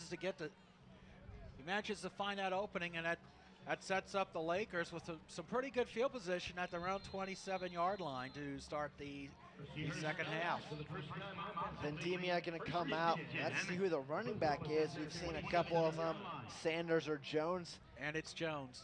And Jones is out there. Thank you, Creighton. So he will start the first drive in the second half. Vendemia fakes the handoff to Jones. He's going to go deep down the field. Has a receiver. That is almost intercepted, but it is going to be a pass interference call on, I believe that's Aaron Terry, yes, the true freshman. Yes, it is. Jaquan Williams wide open, but they're going to say that I honestly thought the ball, I didn't think it looked catchable, but they're saying they're going. Well, we'll look at the replay, but nonetheless, a costly penalty for the California once again. And it is pass interference against Aaron Terry. Look here on the replay. Williams was open. Terry closed in at the last second. And I think, as we see, a little too much contact, yeah. I mean, from my angle, looking at it live, now that I've seen the replay, I do agree with that call by the referees. It is 1st and 10 from the 42-yard line, and we're going to have to see if California can bounce back or if the Lakers will take advantage of the even shorter field. So 15-yard penalty, not a spot foul like it is in the pro football. So we have a handoff to Jones now, and he's going to gain nothing on this play as he is bottled up right at the line of scrimmage. Jeff Parrish in on the stop. Parrish, another one, I believe he's another one of the seniors on the squad, the senior out of Monroeville. So that he was in on the stop along with a couple other players that we saw, but nonetheless, second down and 10. So Vulcans are looking to try and stuff the Lakers' momentum after that penalty. It is 2nd and 10, 14 minutes and 15 seconds left in the third quarter. We're just underway in the second half. Vendemia fakes the handoff. Gonna go down the field again, has a receiver, and it is caught. No. Or actually, no, they're not going to say completion. Thank you, Creighton. Looked like he caught it from the angle we're at, though. But R.J. Miller with the nice stretch and the nice effort, but he was unable to get to the ball. So that'll set up 3rd and 10. Just a minute into the 3rd quarter. This could be a big play here for the Vulcans, because if you let the Lakers continue their drive and punch it in, I mean that's not going to look too promising. They have to get to Cal territory at the 48-yard line and keep going on this drive. Vendemia back to pass. He completes it just enough for the 1st down, and the Lakers will continue on the drive. That is number 7, Vladimir Rock. Vladimir Rock, the senior out of Coconut Creek, Florida, gets wide open. You look at Vendemia, has plenty of time, and Rock gets it, snags the ball. Jordan Bowman in on the stop for California, but now Lakers in California territory at the 47-yard line. 1st and 10 from the 47, like you said, Creighton. We're going to have Vendemia under center, a fullback, and Jones in there as well. One receiver to the left. There's a handoff up the middle to Jones. He'll gain maybe 1 yard on the play, so past couple runs, Jones hasn't been able to get much of anything. That's been the good news for California. The bad news is that you had that penalty and the big catch there by Rock, so that now unofficially is 95 yards for Jones. He is 26 yards away from 2,000. But nonetheless, it is a 2nd down and 9. 13 minutes left in the 3rd quarter. Mercer's trying to sustain yet another long scoring drive if they can here against the Vulcan defense. It's a inside handoff to the fullback. I believe that was number 40. We'll have to see who that was. That is Jeff Groen. Sorry if I mispronounced that name. Well, Jeff Groen getting, I believe, his first touch of the game. Sometimes, they'll go to the fullback to try and, or somebody else who doesn't normally get a lot of touches. I mean, Vulcans have done that somewhat successfully with Ryan McCauley, and now that gives them a 3rd down and 7 from the 44. Big play for the Vulcans defense. Need to get to the 37-yard line for a new set of downs due to the Lakers. You see one deep safety for the Vulcans. Vendemia gonna fake the pass. He's almost held on to. He's still almost sacked again. Still avoiding pressure and finally taken down for a gain of about 1 on the play. That's number 47. That's Maurice Dixon on the stop. Dixon with the stop. A look at the effort by Branko Busick.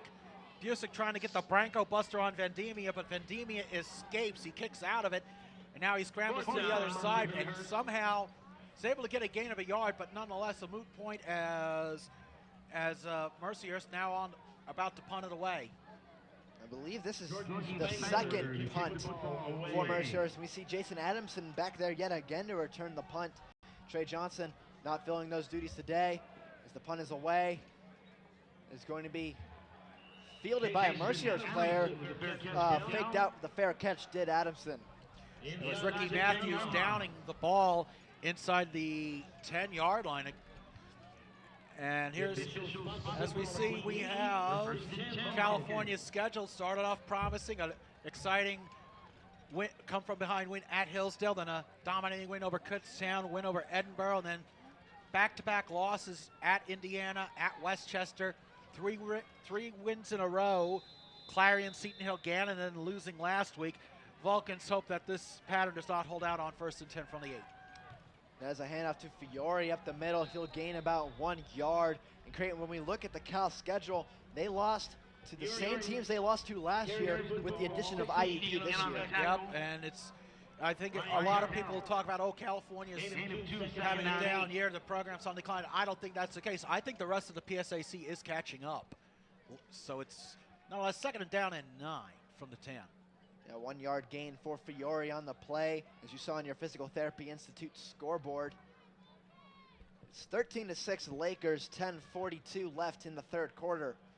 Schroeder with the pass. That one is incomplete, intended for Mike Williams. Just stood a little bit too far ahead of the receiver. And I'm starting to wonder maybe if that, you also had C.J. Goodwin open. Take a look here.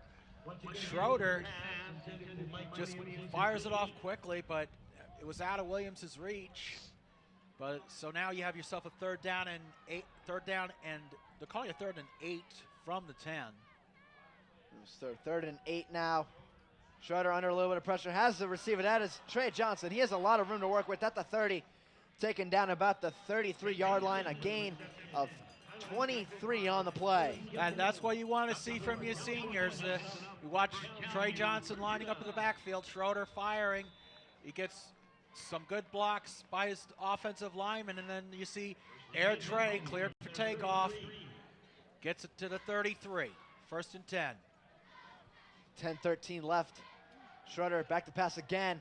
Pass is complete, works back down the field, and then back to the 40-yard line. A gain of about 7 on the play. Kawan Scott with the running back to get the ball. Watches Schroeder again. He has a good protection.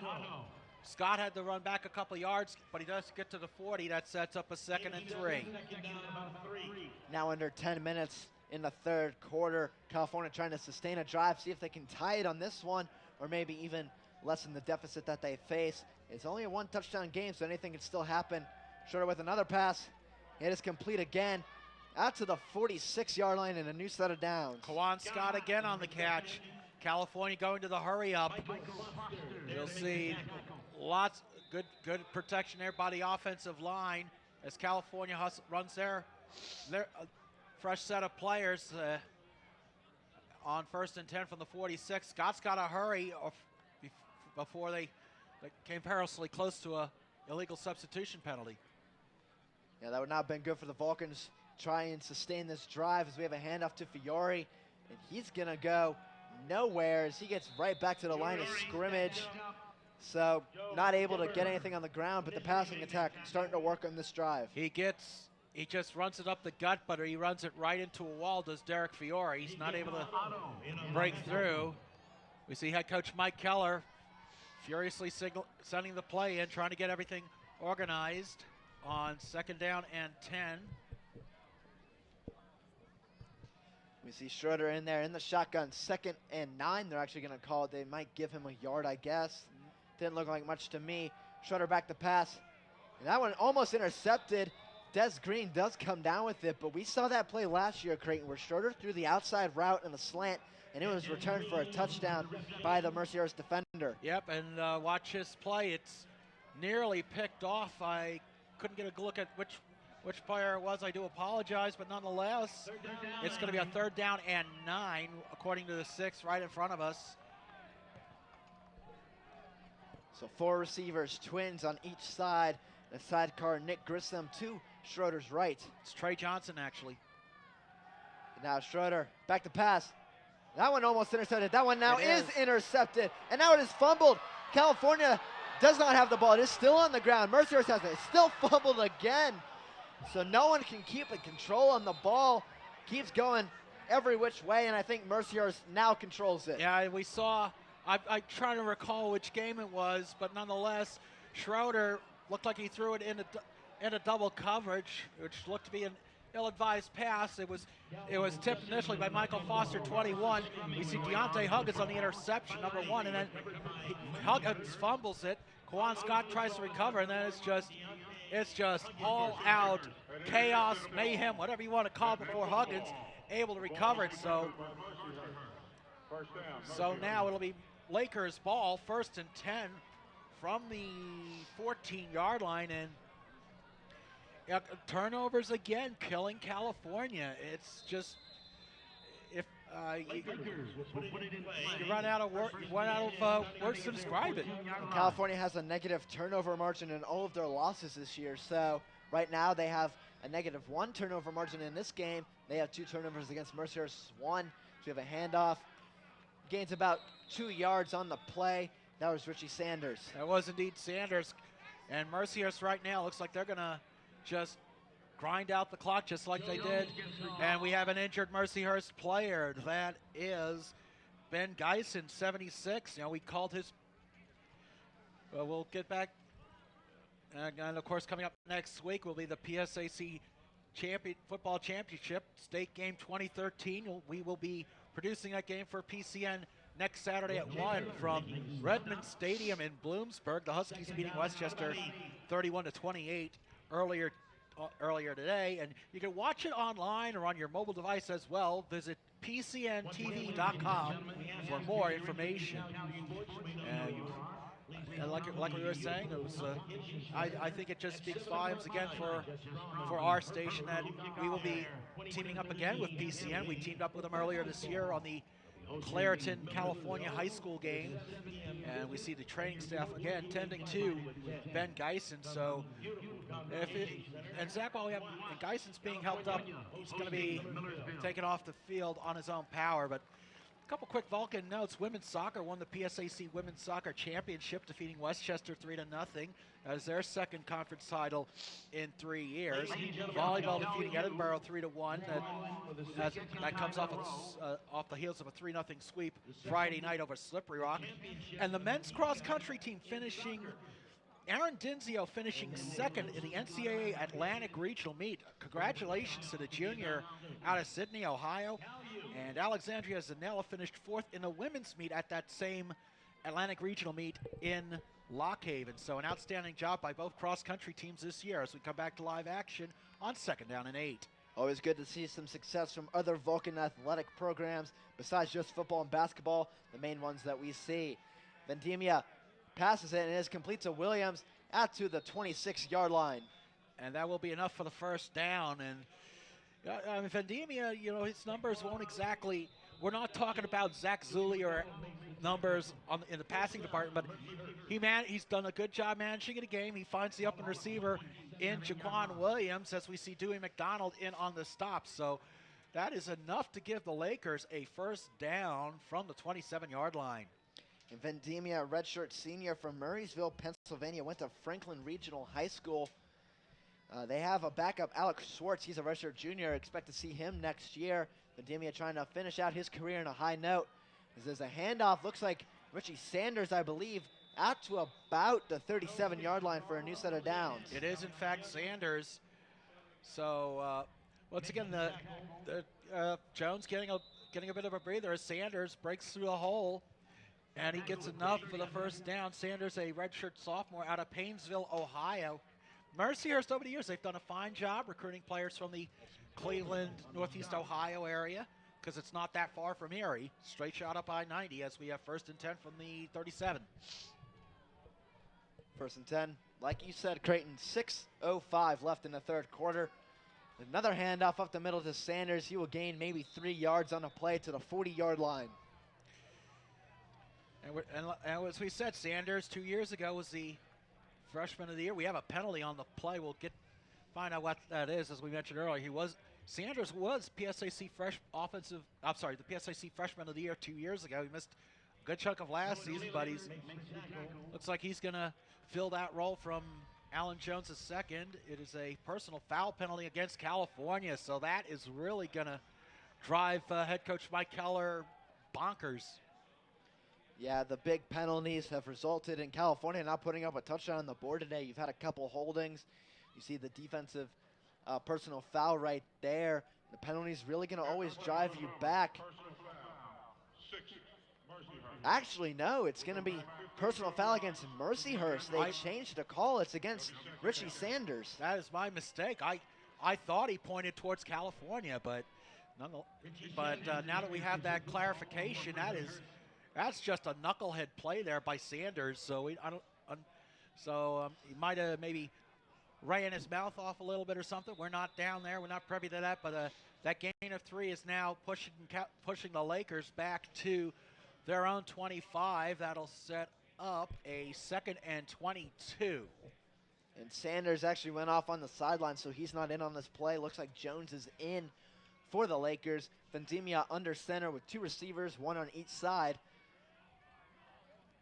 Snap is away. There's a handoff to Jones.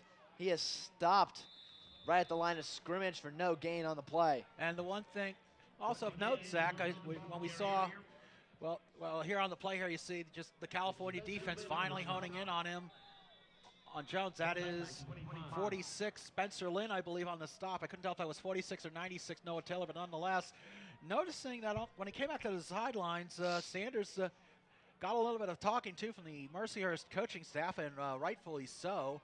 He didn't seem too thrilled, but, that's when you do something stupid, pay the consequences. Back to live action, 3rd and 22. Very third and long play for the Lakers. Twins to the right. It is just going to be a handoff to Jones, and he is going to be stopped. The Vulcans able to stop him at the 28-yard line.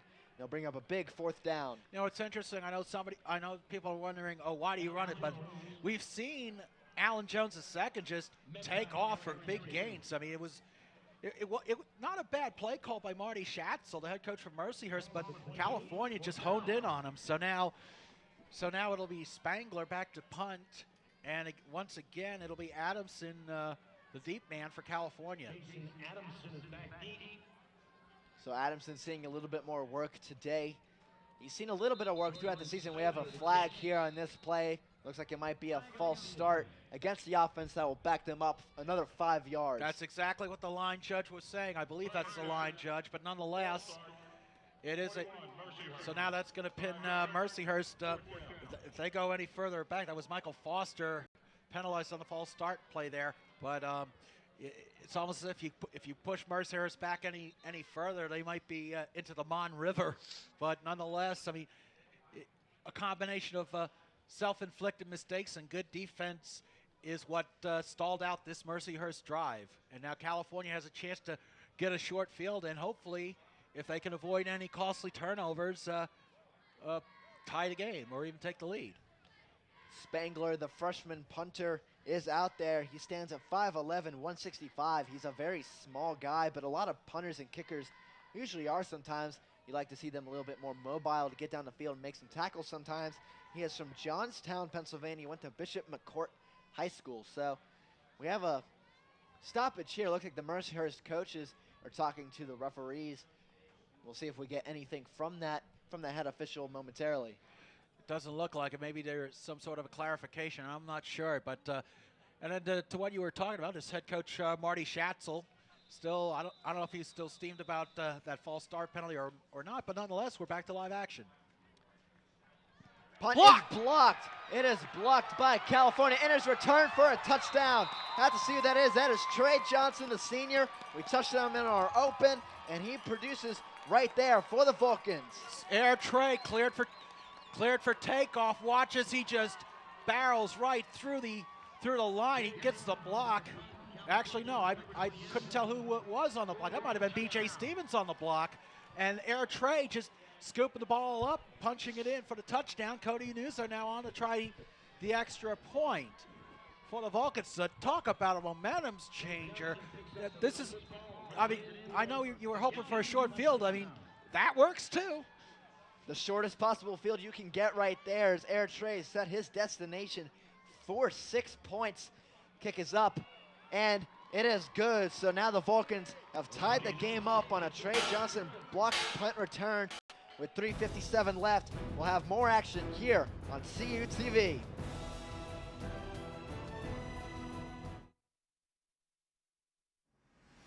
High School Roundup, bringing you the best coverage of high school football in Western Pennsylvania. Tune in for scores, highlights, analysis, and the best plays from the previous week, plus previews and predictions of the week's biggest games, standings from across the region, and news from around the state. High School Roundup. Catch it Tuesdays, Wednesdays, and Thursdays on CUTV.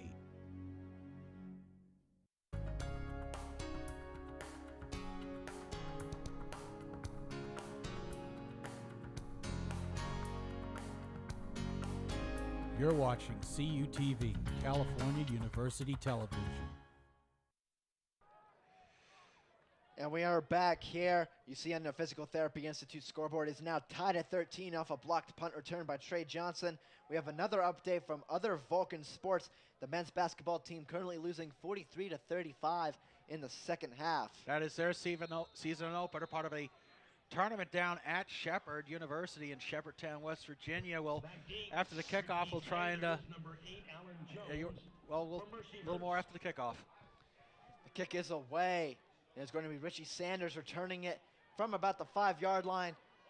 He's still up on his feet, still going, taken down around the 25-yard line for a return of 20 yards. And Juwan Bryant with the stop once again. Look at the penetration by the special teams, and the ball just bounces right into Trey Johnson's hands. So that was an outstanding job there by the special teams. We think it might have either been Zamir McDowell or Jalen Fields on the block. Like I said, it looks like it was Jalen Fields, in fact. So the defensive lineman, remember, he's also a senior.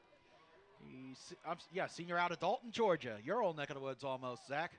Yeah, I know a lot about the Dalton area. They are famous for their carpet industry, ironically enough. But that's a gain of 1 on that first down play. That was Alan Jones getting taken to the carpet or the woodshed or something like that. Nonetheless, a gain of 1. So Mercyhurst, they're just now again, they've been killing a lot of clock today, and you wonder at some point maybe a little more urgency, but at the same time, if it ain't broke, don't fix it. 2nd down and 9. Jones is still in on this drive. Sanders has not been back out in the backfield since his personal foul penalty. The drive before, it's going to be a handoff to Jones and a little misdirection play out to the 30-yard line. It'll be about a 3rd and 5, excuse me. Yeah, as we see once again, Jones takes it up the gut, and you look at the good job. Noah Taylor was in on the tackle. Just a clarification on the block punt. Live Stats is giving credit to the block punt to Gary Brown, the freshman. So Gary Brown's had an outstanding season on special teams, the freshman out of Columbus, Ohio. So with that clarification out of the way, it'll be 3rd and 4 from the 31.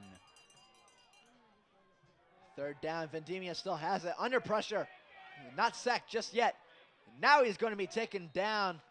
Looks like that might be Rodney Gillen, who upended him and finally tripped Vendemia down. That was Jawan Bryant, number 6, as we see Vendemia scrambling to his left. He sees B.J. Stevenson, another defender there, and now you watch him scramble to the right, but he cannot escape the clutches of Jawan Bryant. So now, once again, we're going to see Spangler on to punt.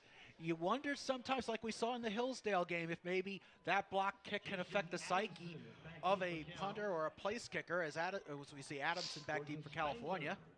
Especially a freshman punter or kicker. You did see that in the Hillsdale game. The psyche was affected, missed potential tying field goal, and that is a very short punt. It's going to be out of bounds around the 30-yard line. And Zach, technology, it's an amazing thing, and now you can watch CUTV online, live, anytime, anywhere. Go to cutv.calu.edu/live or visit our YouTube page, CUTV Sports 1 is our YouTube channel. You'll get to see all of our games, plus highlights. You'll get to see, of course, if you watch online, you can watch Joy of Cooking, the G-Spot, High School Roundup, Match Play, and pretty soon, if you play your cards right, maybe in 5 years, we'll have even do some movies like Allie Bear the sequel or something. But nonetheless, 1st and 10 from the 31. Schroeder has the handoff. It looks like to Fiore. He will gain maybe 1 yard on the play. He'll bring up 2nd and 9. A minute and a half left in the 3rd quarter. And I'm wondering if maybe California's just going to try and get a 1st down or maybe kill a little clock. Maybe if this drive continues into the 4th quarter, get the ball heading the other way. But nonetheless, a gain of 1 there, as Zach said. So a big drive here for the Vulcans. Minute 10 now left in the 3rd quarter. Schroeder in the shotgun formation. Trey Johnson is the sidecar to his right. 4 receivers, twins to each side. Schroeder's going to pass it, fakes an outside screen, and throws it to the sideline.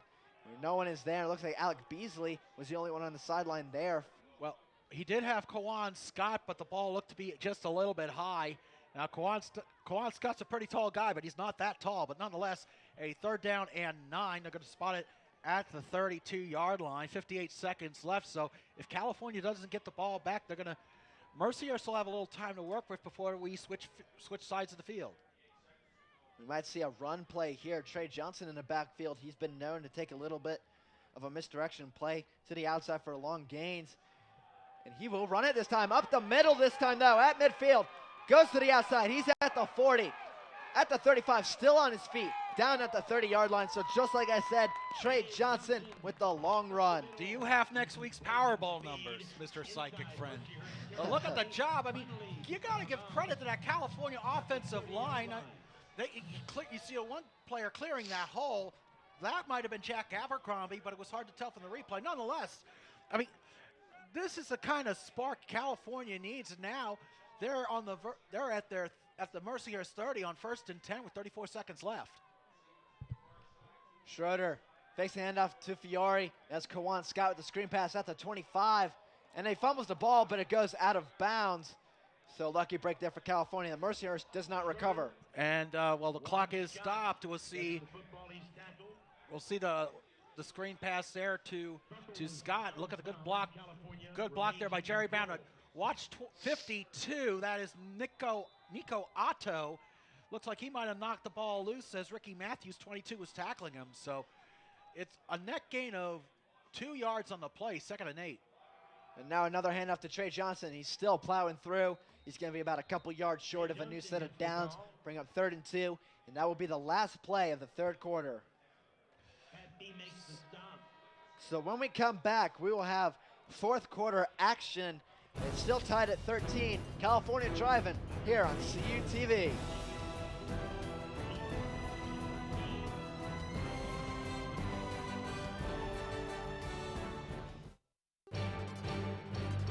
Need to know what's happening in your area? CUTV News Center brings you your best local news. Events on and around campus. Local weather. Vulcan sports coverage.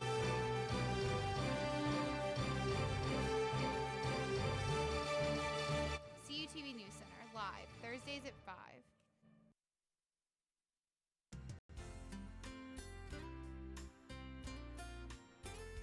You are watching CUTV, California University Television.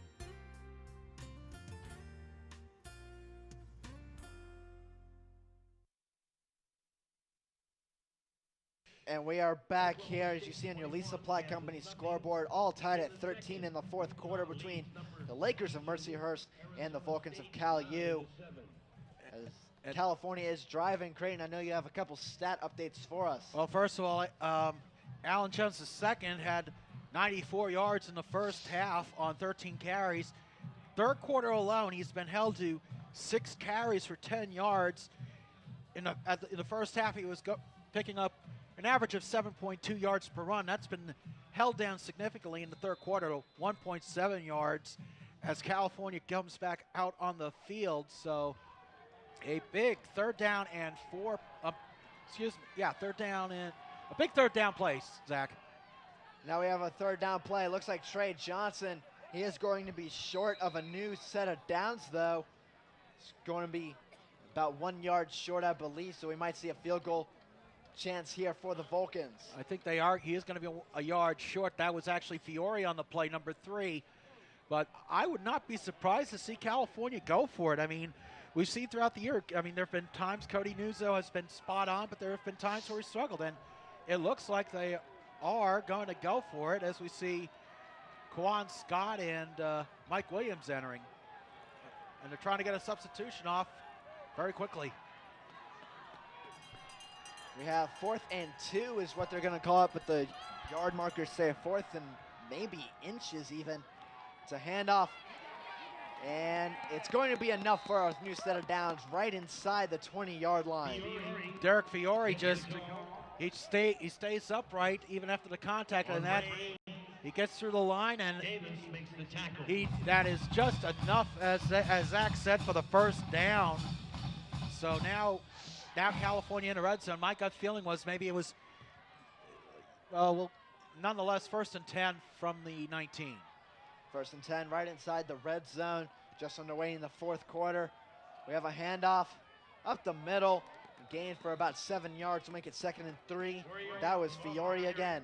And from the way the play was developing, I thought they were going to try the reverse to Trey Johnson. Nonetheless, Fiore gets a nice cut and takes it up the middle. So a big gain there by Fiore on setting up a 2nd down and 3. 2nd and 3, 13 and a half minutes left in the game overall. Schroeder under center, 1 receiver player in motion. It's a handoff. That is Nick Grissom. He is going to be stopped for a loss of 1 on the play. So doesn't happen a lot, but now it's happened twice where he's been stopped for a loss today. Yeah, and Garrett Wild and Justin Golick, a player we talked about in the open. Haven't called Golick's name much, but some of his teammates have stepped up. So so they're going to mark him at the 15-yard line. It'll be third and about 5 from our angle. We see Nick Grissom in there still, I believe. 4 receivers, 2 on each side. Schroeder has it still, passes, and now it goes right into the Mercyhurst defender. Threw it right to the Laker defender. Looks like That was Garrett Wild, 45. Zach, he just stepped right in front of the California receiver. You watch the way Schroeder fires this ball here. He looked like, I believe that might have been Gary Brown was the intended receiver, but Wild just steps right in front of the path of the pass, and that I believe is the 3rd turnover for California, and to have it that deep in the red zone, or just have it in the red zone period, that's just gut-wrenching.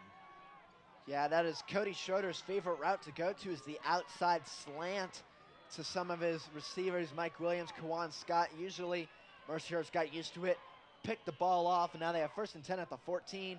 There's a handoff, gets to maybe the 16-yard line for a gain of 2. Well, seriously unclear. That is Alan Jones again, and about the only bright spot out of the interception is you have Mercyhurst pinned fairly deep, and we haven't seen them really take advantage of these longer fields, but again, I mean, you're on the verge of the end zone, and it's just, if Mike Keller has any hair by the end of this season, it would be a miracle. But nonetheless, 2nd down and 10. 2nd and 10. Yeah, you never want to make your coach a little bit antsy. As we have 2nd and 10, Vendemia gonna throw it, and that is Williams on the completion to about the 18-yard line. They're gonna mark him, so a gain of maybe 2 or 3 yards. That was a good job by Brian Justice in on the stop. You'll see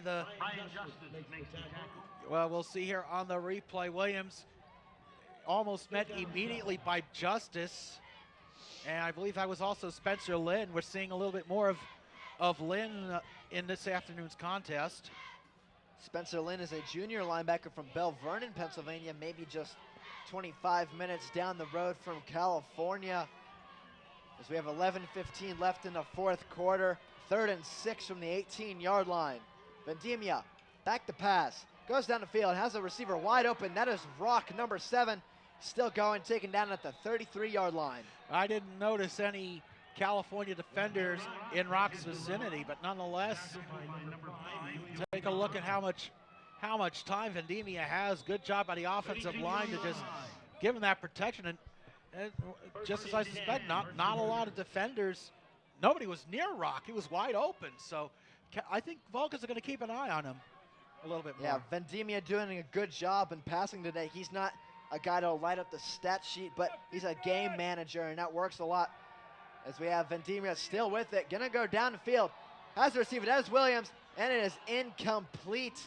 No interference flag this time. We'll have to see who it was on the coverage. That was Rodney Gillen, number 8 on the coverage. That pass might have been slightly underthrown for Williams, but nonetheless, Vulcan fans breathing a little bit of a sigh of relief as it sets up a 2nd down and 10 from the 32.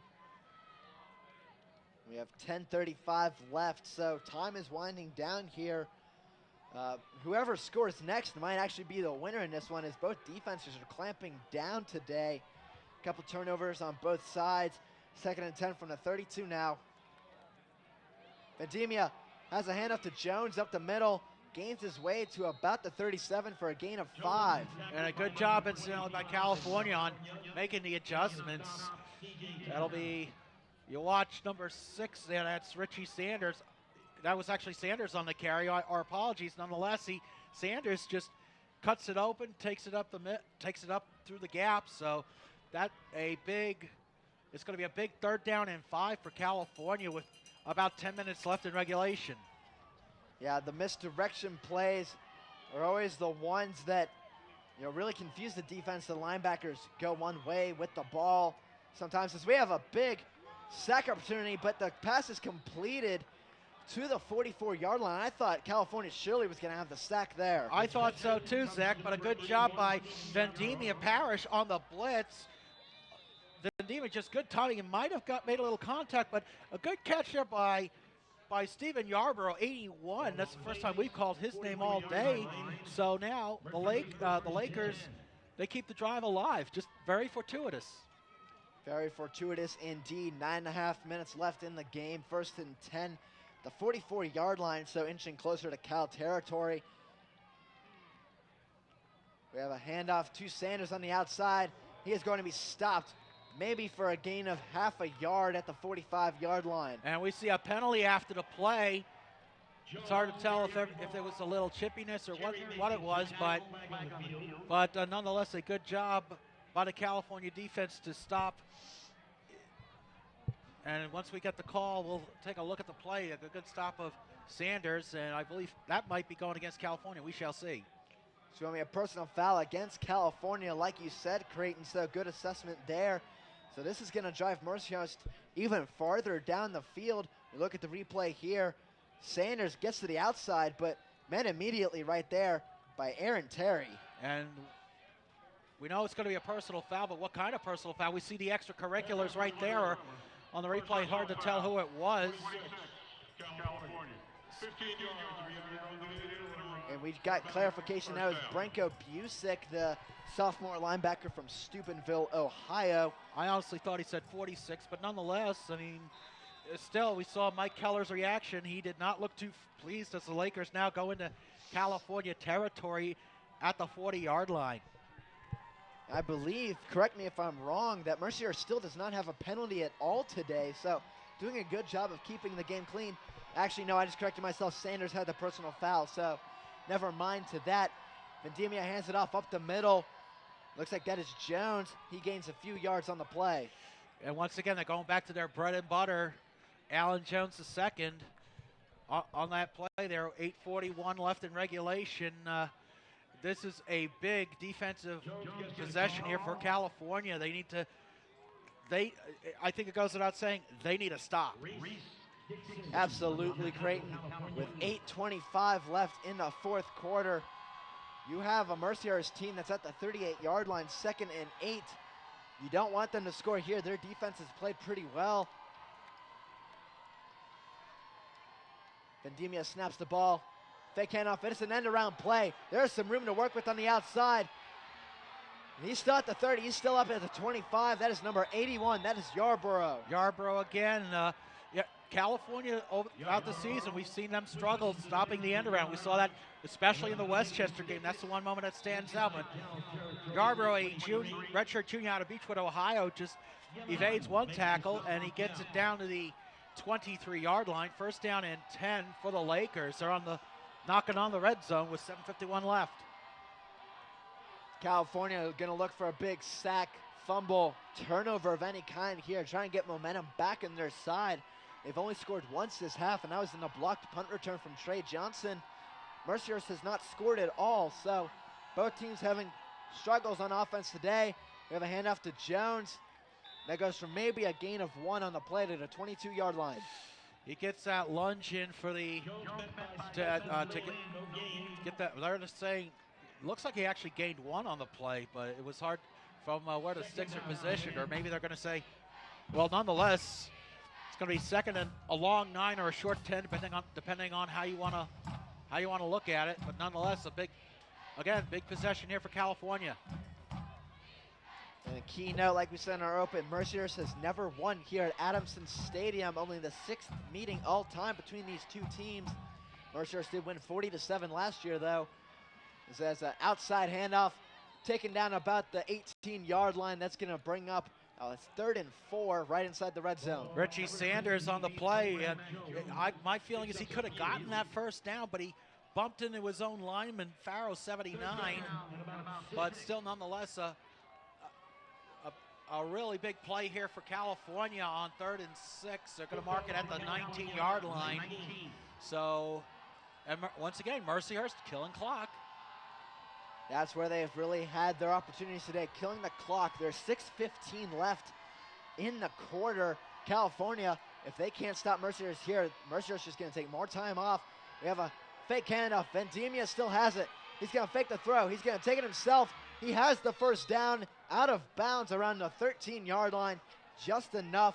And Mercyhurst will continue driving on the Vulcans. Well, we saw one of the officials accidentally get run into, but he bounces right back up. Look at all the time in the world Vendemia has, and he just takes off, scrambles to the right, and it's Brian Justice pushing him out of bounds. We now at 6 minutes left in regulation. This drive has taken 6.5 minutes. So California's offense not getting an opportunity because Mercyhurst has just been controlling the clock, and that could be very key here.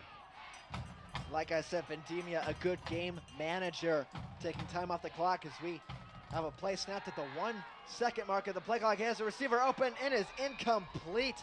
Receiver is wide open in the end zone. That's number 25 for the Lakers, but no touchdown just yet. R.J. Miller, the tight end. That ball looked to me maybe thrown a little wide, and again, just judging from where the flags are blowing here inside Adamson Stadium, the wind might have had a little bit of an impact on it, but nonetheless, a 2nd down and 10 from the 12.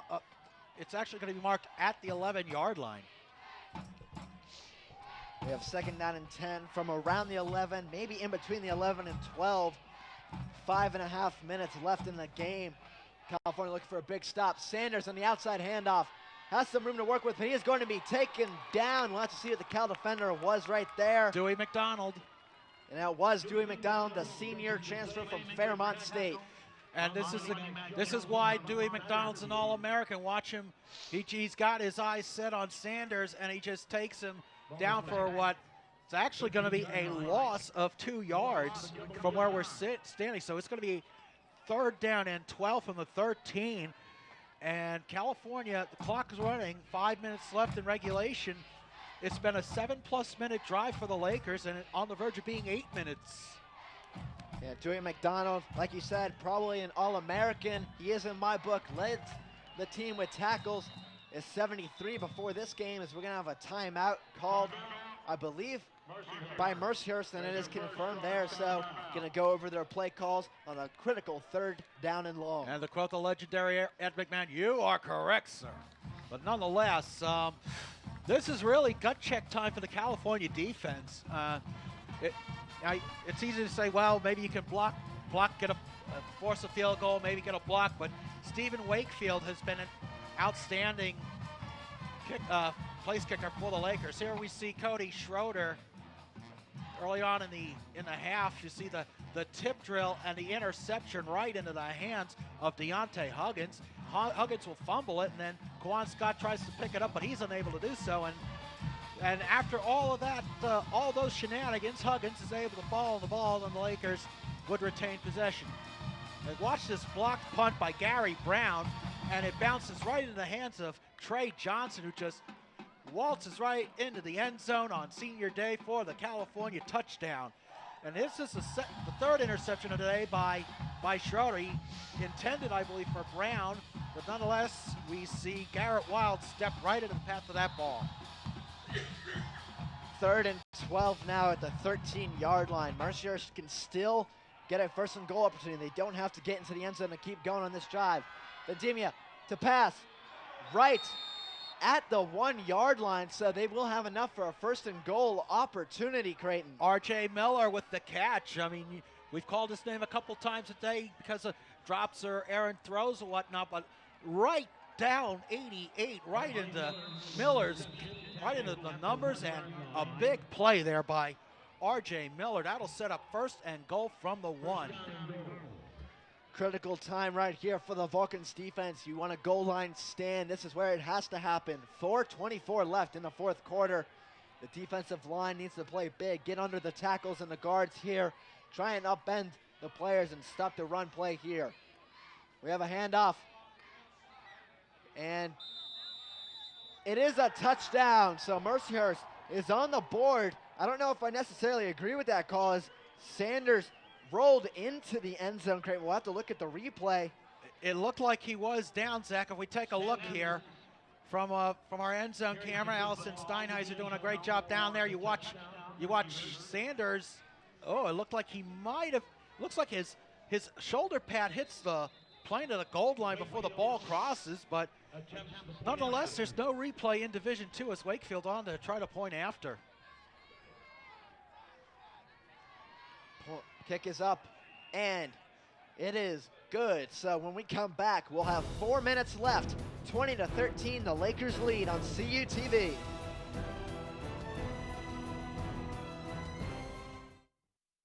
With 18 institutions, my conference is the largest league across all NCAA classifications. With nearly 7,000 student athletes competing in 23 championships, my conference sponsors the most championships in Division II. With a 78% academic success rate, my conference graduates student athletes well above the national average. We compete with passion.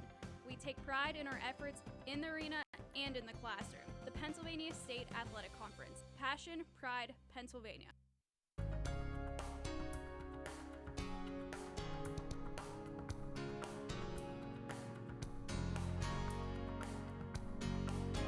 You're watching CUTV, California University Television.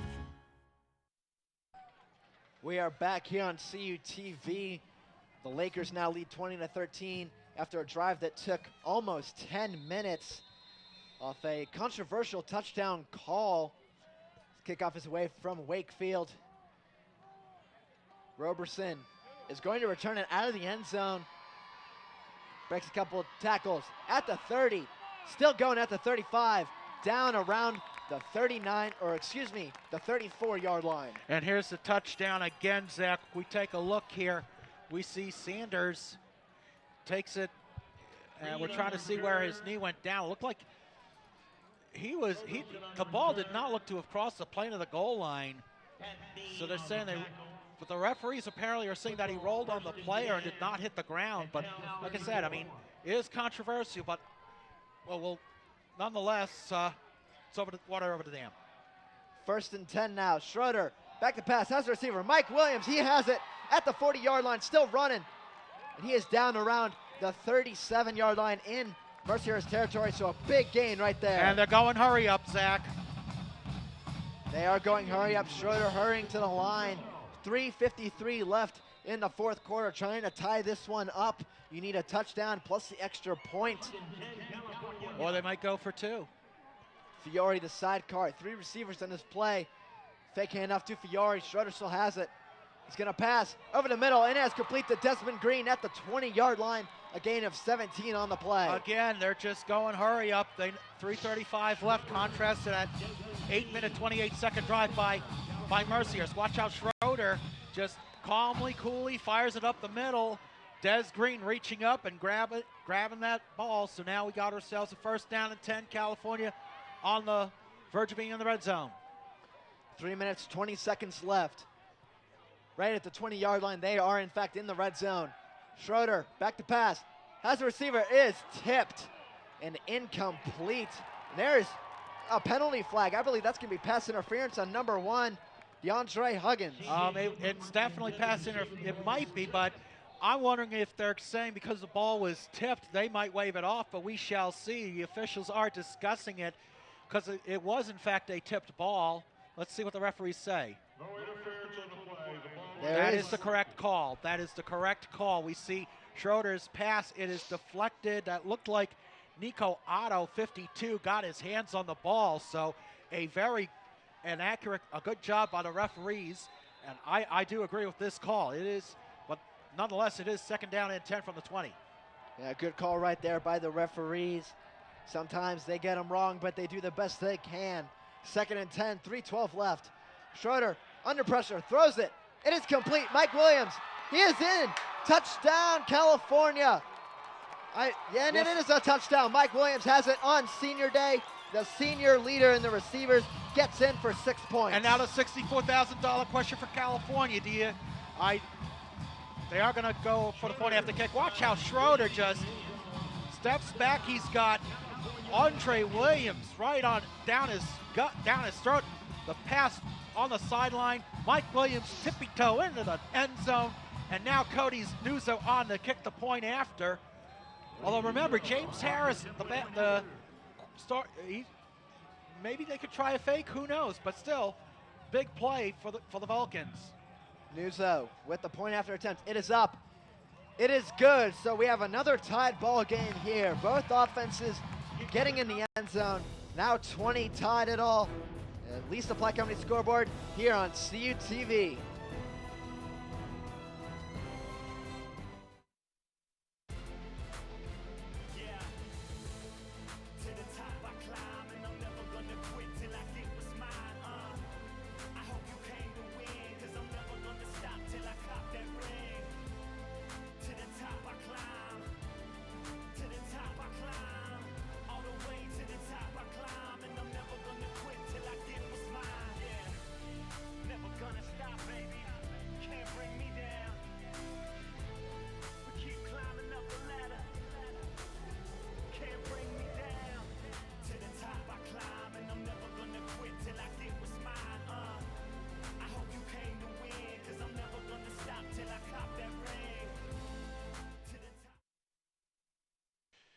We are back here on CUTV. We see right there Mike Williams, a senior receiver, preseason All-American, getting into the end zone for the Vulcans to tie it at 20.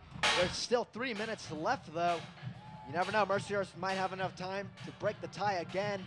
Nuzzo's kickoff about to come. Well, they've had that 8-minute drive earlier, so why not? It's going to be returned by Sanders from the 3-yard line. Has some room to work with on the outside. He's at the 25, the 30, taken out about the 31-yard line. A good job by Adamson to force Sanders out of bounds. Let's take a look at that touchdown again. Like I said, watch how Schroeder just he steps back. He's got as we said, we saw Davis honing in on him, and then Mike Williams not only with the good catch, but the good concentration to stay in bounds for the touchdown. And with 2:59 left in regulation, this is going to be gut check time for the Vulcans defense, and unfortunately they will be doing it for the moment, without Noah Taylor. He's getting his right ankle taped on the sideline, so we'll see how that plays out for California. Yeah, the senior leaders trying to step up on senior day here. We have a handoff to the outside, a gain of about 6 yards on the play. And a little extracurriculars after the play, and it's a penalty. That might be unnecessary roughness on Branko Busick after Alan Jones II picked up about 6 yards. So, and we might see it on the replay after the call, but it looked like Busick gave a little extra shove after the play. Let's see if that's the case. But if that in fact is the case when the referees call it, that is the second knucklehead play to draw a penalty by Busick today. Personal foul. And it is a personal foul on Busick on the defense. That has to drive the coaches at Cal crazy, maybe even some of the players. You're giving Mercyhurst an opportunity with 2:50 left. They're going to have the ball right around midfield now. They only have to go so far to try and get the lead back. And you look at that replay, Jones was already down, and then Busick decided to grab him, push him down again. I mean, that's just stupid and immature and costly. 1st and 10 from right at midfield. Sanders out to the 41-yard line. He's going to be a couple yards short of a new set of downs. 2:25 left in the 4th quarter. And they really just need to get it to about the 20, maybe the 25-yard line to get into Wakefield's field goal range. They're just so that penalty proving to be could very well put the nail in the coffin of the Vulcan season. Yeah, and you never want to just say we have a target here, though, for Mercyhurst. You want to get as close as you can. California has blocked a handful of field goals this season already. They could surely do it again if needed to be. We have another handoff. Sanders has a lot of room. He's to the outside at the 20. He's still going. 10, 5. He's down at the 2-yard line. So 1:44 left. It's going to be 1st and goal from the 2-yard line. And that's just costly. Watch how Sanders gets through the hole, and he just takes off. That is actually Jones. I do apologize, but nonetheless, that is a big play by the senior tailback, and we have a timeout called by California. But the interesting thing is, Zach, if a win by Mercyhurst today, that would give them consecutive winning seasons for the first time since 1991, 1992. In 91 they went 5-4. 92 they went 5-4-1, and then in 93 they went 5-5. They have not had consecutive above 500 seasons since then. Since they've joined the PSAC, they went 7-4 in their first year, 4-7 in 2009. They went 10-3, winning the PSAC title and advancing to the NCAA quarterfinals in 2010. By going 10-3. 2 years ago they went 4-7. Last year they went 9-2. So the Lakers entered today's game at 5-4. So there's also that that the Lakers are fighting for. They want to give Marty Schatzel something to build on, as this whole conference really is starting to, like we were saying earlier, it's not like, I still say California is a darn good team, but the rest of the league is catching up on them. And I mean, you look at the Gannons, Mercyhurst, IUP, Slippery Rockets. If next year is going to be an absolute dogfight. Absolutely. You have Clarion that even surprised early in the year, Gannon as well. You have a couple teams that are going to lose a lot of seniors, like California. IUP is going to lose a lot of players. Slippery Rock as well. So you might see a changing of the guard in the West. We have first and goal around the 2-yard line, 1:44 left.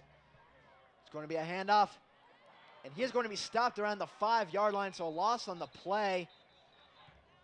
So bring up second and goal, 1:39 left. I believe that was Busick in on the stop as Jones.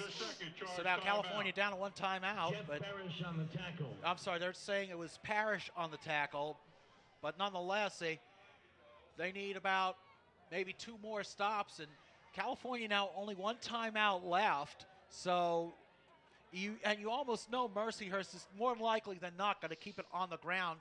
So you have second and goal from the 4. So if you're Mercyhurst, you're going to want to, California's going to call their last timeout on the next run. So that means you get that. If you don't get in, you're setting up third down. You figure kill off about 30, 40 seconds on the clock, and then presuming Wakefield attempts a field goal, you're going to give California about a minute or so to win it. And that's not a guarantee, especially when you look at the conditions and you look at how Cody Schroeder said, as well as he did on that last drive, you still can't overlook those interceptions. Cody Schroeder has one heck of an arm when needed. We see the clutch players come through. Nadir Brown can be clutch if need be. Mike Williams, we've already seen it. Trey Johnson. California has a lot of players, and those 3 receivers are all seniors. They're not going to want to come out of here with a loss in their final home game. They're going to want to come out, put a W on the scoreboard. With 1:39 left, we'll see what unfolds. Second and goal from the 5-yard line. And now the officials are stopping the play clock. Now they're resetting it. So there we go. Crunch time for both teams, really. Looks like we're going to see another run play here from the Lakers. Vendimia keeps it himself. He will get to maybe the 2-yard line. A gain of 3 in the play will bring up third and goal. 1:33 left. And it looks like you're right, Zach. They are going to stop it, mark him at the 2-yard line. But now that's going to be a third and goal from the 2, and California now out of timeouts. So it's going to be. They better hope that they can. I mean, it's just, sometimes you just don't have the words. It's just you get the momentum, and then you see the penalties. They're coming. Mercyhurst coming back with some big plays. I will tell you, this is probably hands down, regardless of the result, probably the most exciting game we've had this season since the opener in Hillsdale, Michigan. Yeah, the Hillsdale game. The Vulcans did not score in the first half, and they come back and win 22-19. Hillsdale had an opportunity to tie the game up on a late field goal. It was missed, and California came away with the victory. They've had a little bit of a roller coaster kind of season since that point, but on senior day, you can get a big victory here in the late seconds of the game. 1:33 left. I wouldn't be surprised to see Mercyhurst not get in here and try and weigh down the time on the clock and just go for a field goal. That way you don't give California enough time to come back and score. That is not a bad idea, Zach. Then we'll see if Coach Marty Schatzel agrees with you. Third and goal from the 2-yard line. It is a handoff He is going to be stopped around the 5-yard line, so he does not get in. California cannot stop the clock. Minute 25 left. I'm sure we're going to see a field goal opportunity here from Stephen Wakefield. And by the time the play clock runs down, well, anyway, you see 3 California defenders getting right at the running back, but nonetheless, and it's exactly what's going to happen, Zach. It'll be about 43 seconds left when Mercyhurst calls their timeout, so that's not going to give California much time to do anything. So this is essentially, the game is on the line here. Yeah, we might even see, I hate to jinx it for us on the CUTV crew, we might see this game go to overtime. No, don't say it, don't say it. Sorry, I already said it. Overtime is the buzzword there, but it's a key possibility as Mercyhurst now takes their final timeout. You make this a 3-point game, 23-20. There's still time. Cody Schroeder can throw it down the field on the sidelines. Mike Williams, Kawan Scott can do the job, get in field goal range and tie this one up and send us to overtime. But I mean, and you also remember California's had quite a few blocked field goals this season. I mean, the 2 that stand out, the 2 against Hillsdale at the start of the year, but the big difference here, you've got a veteran place kicker in Stephen Wakefield, the senior out of Rochester, New York. And we had the stats here on him earlier. Entering today's game, he was 10 for 11 in field goal attempts on the season. So now, and if my math is right, he's 12 for 13 right now. This is field goal attempt number 14, and it's a big one. Wakefield on for the kick. It is a 22-yard attempt. Snap, kick. It is good, and the Mercyhurst Lakers now have a 23-20 lead with 40 seconds left. We're going to keep it here, Creighton, but 40 seconds, enough time for California to have one last desperation heartbeat to come back. And they certainly need it. You know, you saw a California player trying to block it, but Wakefield able to get the kick off. But nonetheless, Alan Jones is second, 27 carries for 154 yards on the day. So even though Jones didn't get into the end zone today, but he certainly had an impact. He gave the Lakers a spark, which is what they needed.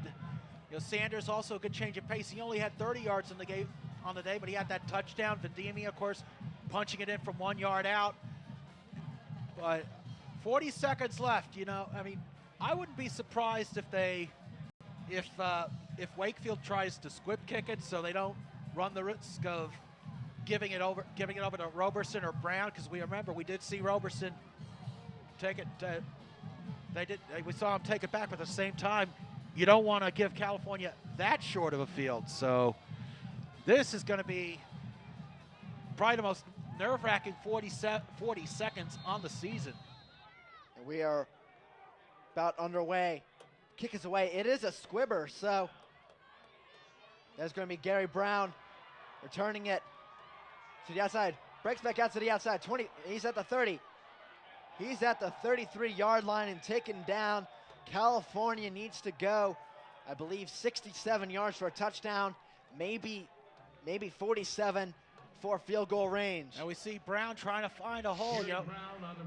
So I mean, the squib kick didn't hurt Mercyhurst that much. It's not like they got it near midfield, but nonetheless, 32 seconds, you're going to watch. I wouldn't be surprised if Mercyhurst's defense tries to patrol the sidelines to prevent California from getting out of bounds to stop the clock. 1st and 10. Schroeder back to pass. Has a receiver and is complete. Mike Williams. He will get out of bounds right around midfield. But we're going to have a penalty flag. Looks like it might be holding against California from where it's going to be thrown. I mean, and if that is in fact a holding call, that might as well just kill the drive. We'll wait and see. It's actually going against the defense, Creighton. They have not announced the penalty. It's a personal foul, roughing the passer against Mercyhurst. So we talked about critical penalties against Cal's defense. Mercyhurst's defense just put California in prime position to get towards the end zone. Or possibly either tie or win this game. It's going to be 1st and 10 from the 37. So, in fact, that was really a 30-yard play with the penalty and the pass. Schroeder back to pass again. He is going to be sacked at the 40-yard line now. California cannot stop the clock. They need to get back to the line immediately. That was Sergei Augustine on the catch. And he's going to spike the ball now, so going to be a critical 3rd and 12, 10 seconds left. This might be the final play of the game. If you get a long pass, you better make sure it's in the end zone. And you better make sure you're throwing it to a red jersey, not a white jersey. But nonetheless, I mean, this is going to be, we'll see if the clutch gene comes out for Cody Schroeder. It's happened before. 10 seconds, 3rd and 12. Schroeder back to pass. He's going to throw it to the sideline. It is incomplete, knocked out of the hands of the receiver. That is Kawan Scott with 5 seconds left. This is the final home game for California. And watch here on the play. Good throw by Schroeder, but excellent defense by Keith Robinson Jr., 27 for Mercyhurst. So now, 5 seconds left, do or die for the Vulcans. You have to get into the end zone on this play. Barring a penalty, this is it. And it's 4th down to boot. 4th and 12. Schroeder, sidecar to his left. He's going to throw under some pressure. Going to throw down the field. That one well out of the end zone, and the Lakers are going to come away with a 23-20 victory here on Senior Day at Adamson Stadium. And the Lakers certainly earned the right to celebrate, but I mean, you know what, Zach? Costly penalties, that's what doomed the Vulcans. And the seniors, they don't get a win in their final game here at Adamson Stadium. On the play, you see Cody Schroeder just getting flustered by the Mercyhurst defense. He steps up, and as soon as he throws it, he just sails it out through the back of the end zone. So now California, 3 wins to start the season, followed by 2 losses. Now 3 more wins, followed by 2 losses. But next week they close out the season at Millersville. And they will indeed. The final game for the seniors in their career at California. We thank you for joining us here on CUTV. For everyone in the crew in Creighton Ravs, I'm Zach Lamar. The Vulcans lose 23-20.